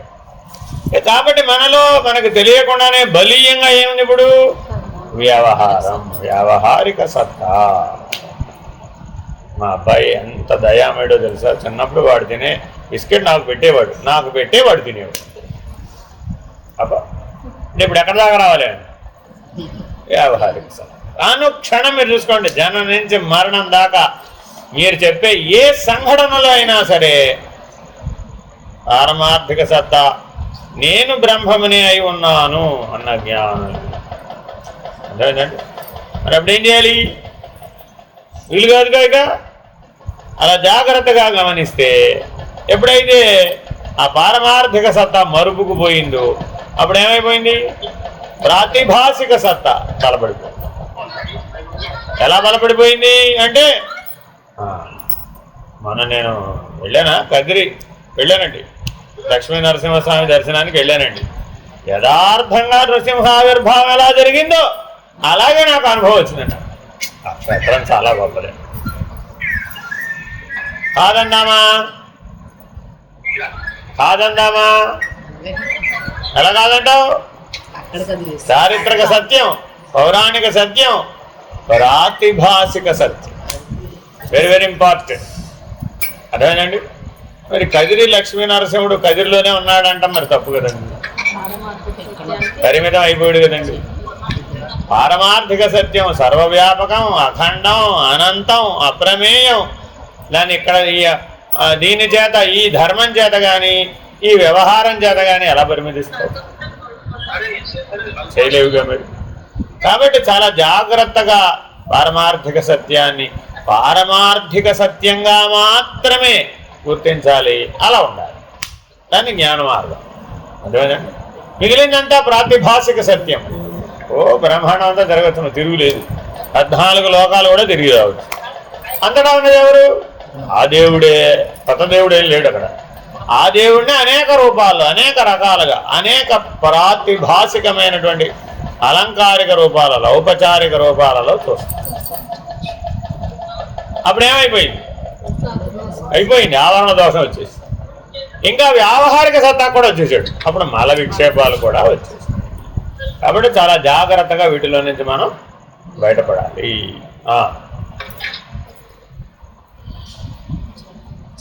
జగత్తు యొక్క సత్తా మాయ యొక్క సత్తాతో సమానమైనది, అందుచేత అది మాయా పరిణామం. అంటే వివర్తం ఎవరి వివర్తం అయ్యా అంటే పరమాత్మ వివర్తం అని అనకూడదు. పిండాండం ఎవరి వివర్తం? మాయ యొక్క వివర్తమే అనవలసిందే తప్ప. ఎందుకని? బ్రహ్మాండం అంతా మాయా కార్యం కాబట్టి. పిండాండం అనేటటువంటిది ఎందులోంచి వచ్చిందంటే ఆ బ్రహ్మాండంలోంచే వచ్చింది కాబట్టి అది మాయ యొక్క వివర్తం అవుతుందే గాని పరమాత్మ యొక్క వివర్తం కాదు. జగత్తు మిథ్య అయినప్పుడు జగత్ అంతర్గతమైన వేదాంతం కూడా మిథ్యే కదా. దానివల్ల సత్యమైన బ్రహ్మజ్ఞానం ఎలా కలుగుతుంది అంటే అర్థం ఏంటి? ఒక మంత్రసాని గారు అక్కడెక్కడ ప్రసూతి వార్డులో పనిచేస్తూ ఉంటుందండి. మీరు చూడండి, ఎప్పుడైనా వాడ ఎప్పుడు వాళ్ళలో ఒక నైరాస్యం నిండి ఉంటుంది. శ్మశానంలో పనిచేసే వాళ్ళకి, ప్రసూతి వార్డులో పనిచేసే వాళ్ళకి ఒక ఆంతరిక నైరాస్యం నిండి ఉంటుంది. అంటే అర్థమేంటి? మృత్యువుని, జననాన్ని అతి దగ్గరగా చూసేటటువంటి వాళ్ళలో పారమార్థిక సత్తా మరుగుకు పోయి వ్యావహారిక సత్తా, ప్రాతిభాసిక సత్తా బలపడిపోతుంది. తప్పించుకోలేడు దాంట్లో. కాబట్టి ఎప్పుడైతే పారమార్థిక సత్తా శాశ్వతంగా మరుపుకు వెళ్ళిపోయిందో అతడిలో స్వరూప జ్ఞానం గుర్తొచ్చేటటువంటి అవకాశాలు మరుగైపోయే కొద్దీ నైరాశ్యం బలపడిపోతుంది, నిరాశ పెరిగిపోతుంది. మానవ జీవితంలో వృద్ధాప్యంలో కూడా నిరాశ బలపడిపోతుంది. ఎందుకని? చాలాసార్లు ట్రై చేసాడు. అప్పటికి మరి ఎన్నో రకాలుగా ఉన్న మార్గాలన్నీ ట్రై చేసేసాడు. ఇంతకు మించి నా వల్ల కాదని కాడి కింద పారేసి ఇప్పుడు ఏం చేయాలి మరి? ఎవరెన్ని ఆశావహమైనటువంటి దృక్పథంతో ఎన్ని చెప్పినా ఏం పర్వాలేదమ్మా, ప్రయత్నం చేయి, కేదార్నాథ్ వెళ్ళు, లేదా కైలాస మానస సరోవరానికి వెళ్ళు, అక్కడ మీకు ఈశ్వర దర్శనం కలుగుతుంది. మానస సరోవరానికి వెళితే తప్పక మీకు ఈశ్వర దర్శనం కలుగుతుందని ఎవరో చెప్పారు. ఏమంటుంది? ఇంట్లోంచి మంచం దిగి భోజనం చేయడానికి డైనింగ్ టేబుల్ దగ్గరికి వెళ్ళలేకపోతున్నాను, మానస సరోవరానికి ఏం వెళ్తాను నేను? అయ్యే మాటలు చెప్పబోయా బాబు. ఇలా ఏం చెప్పినా ఆవిడ ఏం చెప్తుంది? ఆవిడ దగ్గర ఏదో ఒకటి ఉంటుంది. ప్రతి దీనేమంటారు? ప్రతి ఖండన ఒకటి ఉంటుంది అనమాట. అలాగే జననాన్ని మరణాన్ని అతి దగ్గరగా చూసేటటువంటి వాళ్ళలో కూడా ఈ నైరాశ్యం బలంగా ఉంది. కానీ దానివల్ల ఏం ప్రయోజనం ఉంది? ఏమీ లేదండి ప్రయోజనం, నిష్ప్రయోజనం. ఎందుకని? ఆ వైరాగ్యం స్థిరం కాదు కాబట్టి. ఆ నైరాశ్యానికి కారణం వైరాగ్యం అని వాళ్ళు అనుకుంటారే కానీ అది వైరాగ్యం కాదు కాబట్టి. అది వివేకమైన అనుకుంటారు కానీ అది వివేకం కాదు కాబట్టి. పారమార్థిక సత్తాన్ని గుర్తించేదానికి వివేకం అని పేరు. ప్రాతిభాసిక సత్తా, వ్యావహారిక సత్తాన్ని విసర్జించడానికి వైరాగ్యం అని పేరు. నిజానికి అంతా బ్రహ్మమయమే అవడం వలన ఆచార్యుడు లేడు, శిష్యుడు లేడు, శాస్త్రము లేదు, జ్ఞానోపదేశం అనేదే కుదరదు అనేది మరొక విమర్శ. దానికి శ్రీ శంకర భగవత్పాదులు అనేక ప్రదేశాలలో సమాధానం చెప్పే ఉన్నారు. అన్ని మాటలు చెప్పినా కూడా అవి చదివినా అర్థం చేసుకోకో, ఏమైనా సరే మేము అర్థం చేసుకోలేదు అనే పట్టుదల చేతనో ఆచార్య పదం అధిష్ఠించిన వారు కూడా ఈ విమర్శలు మాటి మాటికి చేస్తూనే ఉంటారు. గురుర్నైవ శిష్యం. అద్వైతంలో ఏంటండి? గురుర్నైవ శిష్యం నా శాస్తా నా శాస్త్రం. నిర్వాణ దశకంలో అంటారు అనమాట. నిర్వాణ స్థితిలో ఏమీ లేవయ్యా. నిర్వాణం అంటే ఏమిటండి అని ఆయన అడిగారు. వ్యావహారిక సత్తా పారమార్థిక సత్తాలో కలిసిపోయినప్పుడు అప్పటి వరకు కనబడ్డ ప్రాతిభాసిక సత్తా లేకుండా, ప్రాతిభాసిక సత్తాను పెట్టుకెళ్ళి పారమార్థిక సత్తాలో పెట్టడం కుదరదు. ఏం చేయొచ్చు? మళ్ళా మొదటికి వచ్చేసింది. పిండాండం అంటే వ్యావహారిక సత్తా, బ్రహ్మాండం అంటే ప్రాతిభాసిక సత్తా. ఏం చేయొచ్చట? ఈ వ్యావహారిక సత్తాన్ని పట్టుకెళ్ళి పారమార్థిక సత్తాలో పెట్టేసేయొచ్చట. అంటే జీవుడుగా ఉన్నటువంటి వాడు బ్రహ్మజ్ఞానాన్ని పొంది జీవో బ్రహ్మైవ నాపరః అహం బ్రహ్మాస్మి అని అనగలడు. కానీ బ్రహ్మాండంలో ఉన్న ఏ దేవతలు కానీ ఏ శక్తులు కానీ ఎవరూ కూడా నేను బ్రహ్మమును అని అనడానికి అవకాశం లేదు. అంటే ప్రాతిభాసిక సత్తా నుంచి మరల వాళ్ళు అనాలి అంటే ఎక్కడికి రావాలి? వ్యావహారిక సత్తాకి రావాలి అని మళ్ళా అప్పుడు పారమార్థిక సత్తాకి ఎక్కాలి. ఇది సృష్టి ధర్మం. నియతి అంటే అర్థం ఇది. అక్కడి నుంచి అక్కడే నేను ముక్తిని అయిపోతానండి, అవో అలా కుదరదు. నువ్వు మళ్ళీ ఒకసారి రావాల్సింది. కాబట్టి ఆచార్య పీఠాల మీద ఉన్న వాళ్ళు కూడా ఈ నిర్వాణ అనేటటువంటి నిర్ణయాన్ని గట్టిగా తెలుసుకోకపోవడం చేత అనేక రకాల ఇతరత్ర మార్గాలన్నీ ప్రాచుర్యంలోకి వచ్చేసినాయి. ఇదిగో ఈ మంత్ర జపం చేసుకో నీకు మోక్షం వస్తుంది, ఇదిగో ఈ పూజ చేసుకో నీకు మోక్షం వస్తుంది, ఇదిగో ఈ సేవ చెయ్యి నీకు మోక్షం వస్తుంది. అన్నిటికీ ఫలితం ఈజీగా ఉంటే మోక్షమే. ఎందుకని? అది ఆత్యంతిక లక్ష్యం. తప్పు కాదు అది. చిన్నపిల్లవాడు ప్రైమరీ చదువుకుంటున్నాడండి, 5వ క్లాస్ వరకు వాడు చదువు వచ్చిందండి. సాధారణంగా ఏరా పెరిగి పెద్దవాడైన తర్వాత నువ్వేమవుతావురా అని అడుగుతారా లేదా? 5వ క్లాసులో ప్రశ్న ఉంటుంది, వాట్ యూ విల్ బికమ్, నువ్వేమవుతావు పెద్దాడు అయినాక అన్నాడు అనుకోండి. ఎవడైనా ఏదైనా చెప్పొచ్చుగా. వారి ఏమంటాం ప్రమేయం, వారి ప్రమేయ స్థితిని బట్టి ఏదో చెప్తారు. అర్థమైందండి? నిజంగా వాడు అది అవుతాడా అంటే నో గ్యారంటీ. అంతేనా కాదా? అలాగే మనం కూడా అనేక రకాల భ్రాంతులకు గురై ఉన్నవాళ్ళు అనేక రకాల ప్రమేయాలతో ఎన్నైనా చెప్పవచ్చు. కానీ సాక్షాత్తుగా పారమార్థిక సత్తా పొందడానికి అధికారిత్వం కలిగినటువంటిది వ్యావహారిక సత్తానే. ఇక్కడి నుంచి అక్కడికి వెళ్ళిపోవచ్చు సరాసరి గురూపదేశ ప్రభావం చేత. శాస్త్రజ్ఞాన ప్రభావం చేత, గురువు గారి మార్గదర్శనం చేత, స్వానుభవ ప్రమాణం చేత, స్వయం సత్తా చేత, స్వరూప జ్ఞానం చేత, ఇన్ని కారణాలతో వీడు వెళ్ళొచ్చు. కానీ ఇవేవి ప్రాతిభాషిక సత్యంలో వీలు కాదు. కారణం దేహం లేదు కాదు. కారణం అక్కడేంటి? అధికారిత్వం కలిగినటువంటి దేహం లేకపోవడం వలన వ్యావహారిక సత్తా, పారమార్థిక సత్తాని తెలుసుకోగలుగుతుంది, అలాగే ప్రాతిభాషిక సత్తాను కూడా తెలుసుకోగలుగుతుంది. దేహం ఉంది కాబట్టి. దేహం లేకపోతే కుదరదు, ముందు దేహం తెచ్చుకోవాలి. కాబట్టి ఎంతటి వారైనా మోక్షం పొందాలంటే, ఎంతటి దేవేంద్రాది దేవతలైనా సరే పునః మోక్షం పొందాలి అంటే మరలా మానవోపాధికి రావాల్సిందే. ఆల్రెడీ మనం వచ్చాం కదా. మరి పూర్వకాలంలో మీరు దేవేంద్రాది దేవతలు కాదని ఎలా అనుకున్నారంటాడు రామా. పూర్వకాలం దేవతలు కాకపోవడం ఏమిటి? అక్కడి నుంచే వచ్చారు కాబట్టి నీకు ఆ జ్ఞానం ఉంది, మరుగుపోయి ఉండవచ్చు తత్కాలవతి. కాబట్టి నువ్వు పారమార్థిక సత్తా నేనేనండి తెలివితో వ్యవహరించు.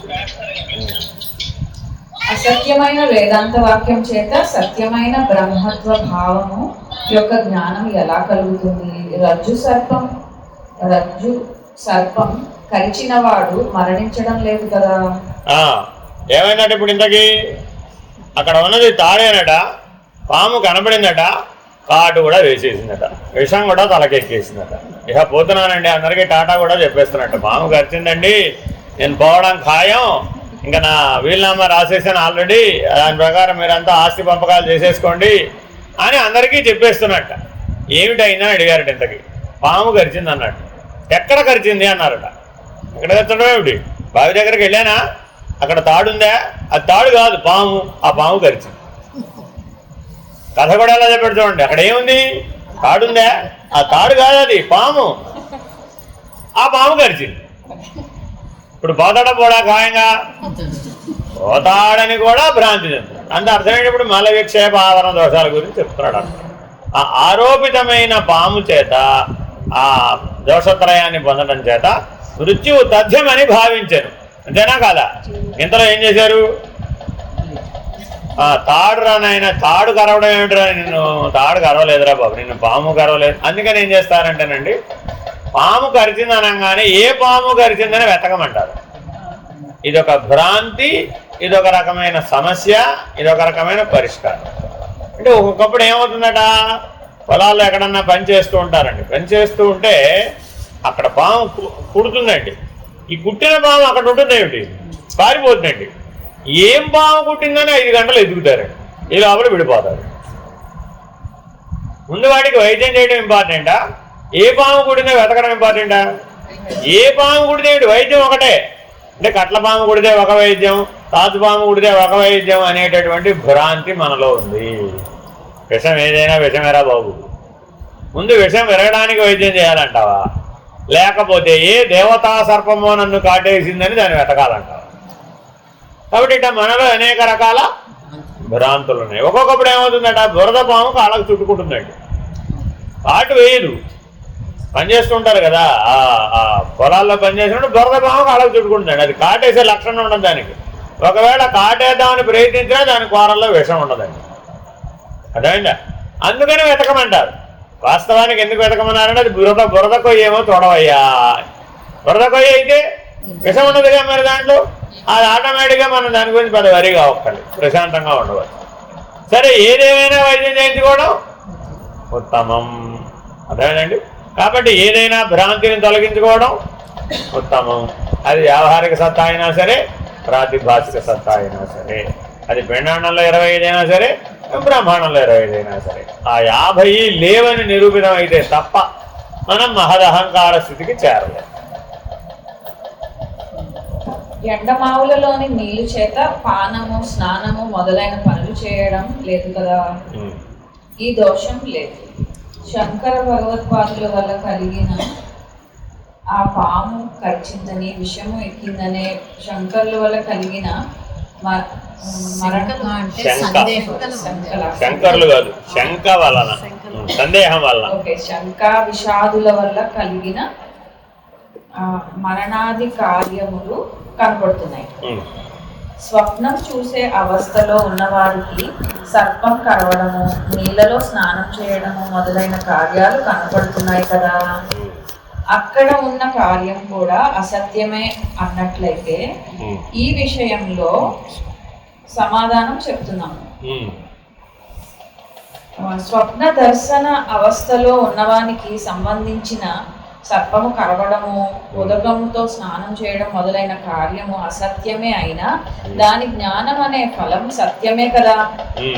మేల్కొన్న తర్వాత కూడా ఆ జ్ఞాన రూపమైన ఆ ఫలము బాధించబడడం లేదు. అంటే అర్థం ఏంటి? రాత్రి వైకుంఠం నుంచి కళలో విమానం వచ్చింది తీసుకెళ్ళడానికి. ఎక్కడికి తీసుకెళ్ళడానికి? వైకుంఠానికి వెళ్ళాడు. నారాయణ దర్శనం కూడా జరిగింది. మహాలక్ష్మి పాదములు ఒత్తుతూ ఉంది. యథాతథంగా తాను ఎలా ఉందో అలాగే చూసేశాడు. 7 ద్వారాలు దాటేశాడు. వైకుంఠ నారాయణ దర్శనం కూడా పొందేశాడు. తిరిగి మళ్ళీ వెనక్కి కూడా వచ్చేసాడు. అర్థమేనండి? మేలుకొన్నాడు. ఇప్పుడు ఆ జ్ఞానం పని చేస్తుందా పని చేయదా అని అడుగుతాం. కలలో కదా జరిగింది. మరి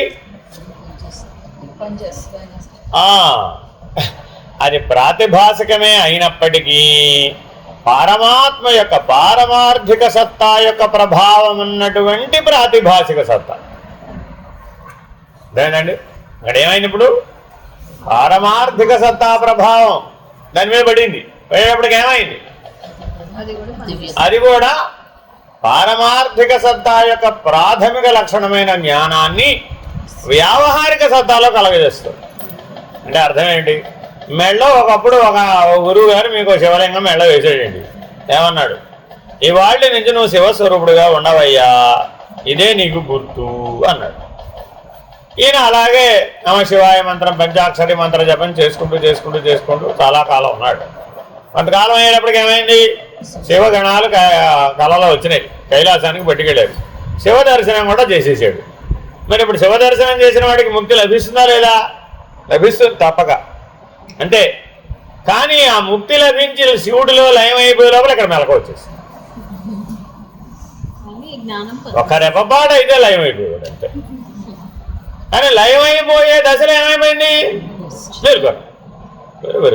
రే అయ్యో ఒక్క 2 నిమిషాలు ఆగితే నేను లైవ్ అయిపోయాను కదా. ఈ మెలకు 2 నిమిషాలు ఆగి రావచ్చు కదా. వద్దంటల్లా. చూడండి, అక్కడితో పోతే అయిపోతుంది. ఆహా 2 నిమిషాలు ఆగి వచ్చుంటే ఆ లైవ్ ఏదో చూసేవాడిని కదా అంటున్నాడు. మరి ఇప్పుడు అదేమైనా ప్రయోజనమేనా కాదా? ప్రయోజనమే. ఎలాగా? ఆ పారమార్థిక సత్తా యొక్క ప్రభావం అతని జీవితం మొత్తం మీద పడుతుంది. మిగిలిన శేష జీవితం ఉంది కదా, ఆ శేష జీవితానికి దేనికోసం ప్రయత్నిస్తాడు? అక్కడ దాకా వెళ్ళారండి బాబు. ఒక్క నిమిషం ఉంటే అయిపోయేదండి బాబు. రోజు ట్రై చేస్తున్నాం. అప్పుడు ఏమైంది? మెలకువ కళలో రెండింటిలో కూడా ఆ పారమార్థిక సత్తాలో లయమైపోవాలనే జీవించాడు. శేష జీవితం అంతా మారిపోలే మరి ఇప్పుడు. కాబట్టి మరి ఇప్పుడు ఆ దర్శనం వృధా అయిందనవచ్చా? అనకూడదట. ఆ మాట చెప్తున్నాడు ఆయన. ఆయన అది కళే అయినప్పటికీ, ప్రాతిభాసిక సత్తా అనే అయినప్పటికీ, అందుకని మిమ్మల్ని అందరినీ ఆ బ్రహ్మాండంలో ఉన్న 25 అనుభవంతో దాటాలి. మేము కొట్టస్తుండే కదండి, ఎలా చేయటివి? ఆ లక్షణంతో అయిపోయాను కదండి. నేను జ్ఞాత సాక్షిని, కొట్టస్తుడు సాక్షే కదా. ఇక్కడ అక్కడ ఒకటే కదా, బాగా చదివేసే కదా 23 సార్లు. అప్పుడు నేను అదే నిర్ణయం చేసేసుకున్నాను కదండి. నువ్వు నిర్ణయం చేసేసుకుంటే అది నీకు అనుభవంలో రాలేదుగా. ఎందుకు అనుభవంలో రావాలి? ఈ వ్యావహారిక సత్తానే పారమార్థిక సత్తాలో లయం అవుతుంది. మధ్యలో ఈ ప్రాతిభాసిక సత్తానే అనుభవం లేకపోతే ఆ లయ స్థితిని సాధించలేదు. అది సాధించడం కోసమని ఇది అవసరం. అందుకని పరమాత్మ సృష్టి నియతిని అట్లా ఏర్పాటు చేశాడు. కాబట్టి ఎంతో కొంత నువ్వు బ్రహ్మాండం యొక్క వ్యాపక స్థితిని నువ్వు అనుభవం పొందవలసిందే. ఆ దివ్యత్వ అనుభూతి నీకు కలగవలసిందే. ఇలాలోనో, కళలోనో, నిద్రలోనో, ఎక్కడో ఒక్క అనుభవం కలిగింది అనుకోండి, నీ జీవితం తిరిగిపోతుంది. అప్పటికి వ్యావహారిక సత్తా ఏమైపోతుంది? ఎంతసేపు పారమార్థిక చింతన చేస్తుంది. ఇప్పటివరకు ఏ చింతన చేసింది? జగత్ చింతన, లేదంటే జీవ చింతన. ఈ రెండింటి యందు లగ్నమైనటువంటి చింతన ఆ అనుభవం వచ్చేటప్పటికి పారమార్థిక చింతనగా మారిపోయింది. అప్పుడు మరి చివరిలో కూడా అదే వస్తుందిగా. అప్పుడు ఏమైపోయాడు, ఏదో బ్రతికి ఉండగానే ముక్తిని సాధిస్తే జీవన్ముక్తి, ఒకవేళ శరీరం పడిపోయినాక సాధిస్తే క్రమముక్తి, ఏదో ఒక ముక్తి తథ్యం. అంతేగాని అసలు అనుభవమే లేదనుకోండి, అప్పుడు ఎలా వెళ్తావు? వెళ్ళడానికి అక్కడ దారి లేదు. కాబట్టి తప్పక మనం అనుభవం ద్వారానే ఈ మూడింటిని సాధించాలి. స్వప్నం నుండి మేల్కొని స్వప్నంలో కనపడిన సర్ప దర్శనాది కార్యం మిథ్య అని అనుకుంటున్నవాడు ఎవడు కూడా ఆ కార్యం యొక్క జ్ఞానాన్ని కూడా మిథ్య అని అనుకోవడం లేదు కదా. ఏదైనా నీకు వచ్చిందండి, ఆ వచ్చినప్పుడు ఆ వచ్చిన అనుభవం వెళ్ళిపోవచ్చు, ఆ దర్శనం వెళ్ళిపోవచ్చు, ఆ స్థితి వెళ్ళిపోవచ్చు, అదేంటంటే ఆ స్థానం కూడా మారిపోయి ఉండవచ్చు, దేశ కాలమాన పాత్రతలన్నీ మారిపోయి ఉండవచ్చు. ఎప్పుడు అరుణాచలంలో ఉంటే అనుభవం రావచ్చు, ఇంకా పుట్టపర్తిలో ఉంటే మరో అనుభవం రావచ్చు, కాశీలో ఉంటే మరో అనుభవం రావచ్చు, గంగలో మునిగితే ఓ అనుభవం రావచ్చు, ఎక్కడైనా ఏదైనా రావచ్చు కాక నీకు. లేదంటే సాక్షాత్ ఐసీలో జాయిన్ అయిపోయిన తర్వాత పెద్ద అనుభవం రావచ్చు. ఎప్పుడైనా ఇక ప్రాణం పోలేదుగా, ఎప్పుడైనా రావచ్చు. మృత్యువు ముంగిట నిలబడినప్పుడైనా రావచ్చు, మార్కండేయుడిలాగా. శివదర్శనం ఎప్పుడైనా ఆయనకి సాక్షాత్తు మృత్యువు ముంగిట నిలబడి యమపాశం వేసినప్పుడు శివదర్శనం కలిగి. ఎప్పుడు కలిగినది ఏమిటి, ఎప్పుడు కలిగిందనేది ప్రశ్న కాదు, కానీ ఆ దర్శనం యొక్క జ్ఞాన ప్రభావం నీ మీద ప్రభావితం అవుతుంది. అది ఆరోపితం అని అనుకోమాక, అది ఆరోపితమే అయినా కూడా పారమార్థిక సత్తా అనే ప్రభావం ఉండడం చేత అది జ్ఞానమే మిగులుతుంది. అంతే తప్ప ఈ మారిపోయేవేమీ నీకు అప్పుడు మిగలలేదు. అర్థమేనండి? కాబట్టి మారిపోయే అనిత్యము, అసత్యము, అచంచలము అయినటువంటి వాటిని మనం జ్ఞాన రూపంలోనే పట్టుకోవాలి, కానీ ఈ మారుతున్నటువంటి వాటి యందు గుర్తించకూడదు. గుర్తిస్తే ఏమవుతుందట, నేను మళ్ళా కాశీ వెళ్ళి గంగలో మునిగితేనే నాకు అనుభవం అయిపోయింది ఇక్కడ అనుకున్నాడు. తర్వాత 1000 సార్లు వెళ్ళి కాశీలో మునిగాడు, ఎన్నిసార్లు మునిగినా రాదు. అది చూడండి, నా చిన్నప్పుడు మునిగినప్పుడు ఎంత అనుభవం వచ్చిందో, పెద్ద అయిన తర్వాత మునిగితే రాదు. గంగ మారిపోయిందో కాశీ మారిపోయిందో నాకు తెలియదు. గంగ మారిపోయిందో కాశీ మారిపోయిందో అంటాడే కానీ నేను మారలేదు, నా అజ్ఞానం పోలేదని మాత్రం గుర్తించు. ఎందుకని ఆ పారమార్థిక సత్తా యొక్క స్మరణ కోల్పోయాడు. అదేనండి, అది ఇది ఓవరాల్గా. ఇలా మనం ఏది లక్ష్యమో దాన్నే పట్టుకోవాలండి. లేకపోతే ఏమవుతుంది, ఎంతసేపు కూడా పక్కకు ఊదుడు. అర్థమవుతుందా? మన జీవితం అంతా ఉంటుందండి ఇది. ఈ మొత్తం మాట్లాడింది ఏంటంటే జనన నుంచి మరణం దాకా. జనన మరణాలు కూడా ఆరోపితమే, వ్యావహారిక సత్తానే, అంతే కదా. కదిలి వస్తేనే కదా జననం అయింది, మళ్ళా కదిలిపోతేనే కదా మరణం కూడా. కాబట్టి వృత్తి అంటే అర్థం ఏంటి, తప్పక కదులుతుంది. మరి ఆ జననము మరణము వృత్తిలో భాగమే కదా. మరి అది పారమార్థిక సత్తా ఎలా అవుతుంది? కాబట్టి ఎప్పటికప్పుడు ఈ సత్తాత్రయం అనేటటువంటి జ్ఞానాన్ని విడిచిపెట్టకూడదండి. ఇది బలంగా పట్టుకోగలగాలి. ఎవరే సాధన చేసినా ఇవేం మారవు, కానీ సృష్టి ధర్మాలండి, ఏ జన్మకి మారవు, కల్పాంతానికి కూడా మారవు. ఒకవేళ పునఃసృష్టి కల్పాంతం తర్వాత జరిగినా కూడా మళ్ళీ ఇలాగే జరుగుతుంది. ఈ బ్రహ్మాండం కాదు, ఏ బ్రహ్మాండాలైనా ఇది మారదా. కాబట్టి ఈ పటిష్టమైనటువంటి అద్వైత విజ్ఞానాన్ని ఆకలింపు చేసుకోవాలి. పారమార్థిక సత్తా మాత్రమే నేను అని నిర్ణయంగా ఉంటాను. హరి ఓం శ్రీ గురుభ్యో నమః.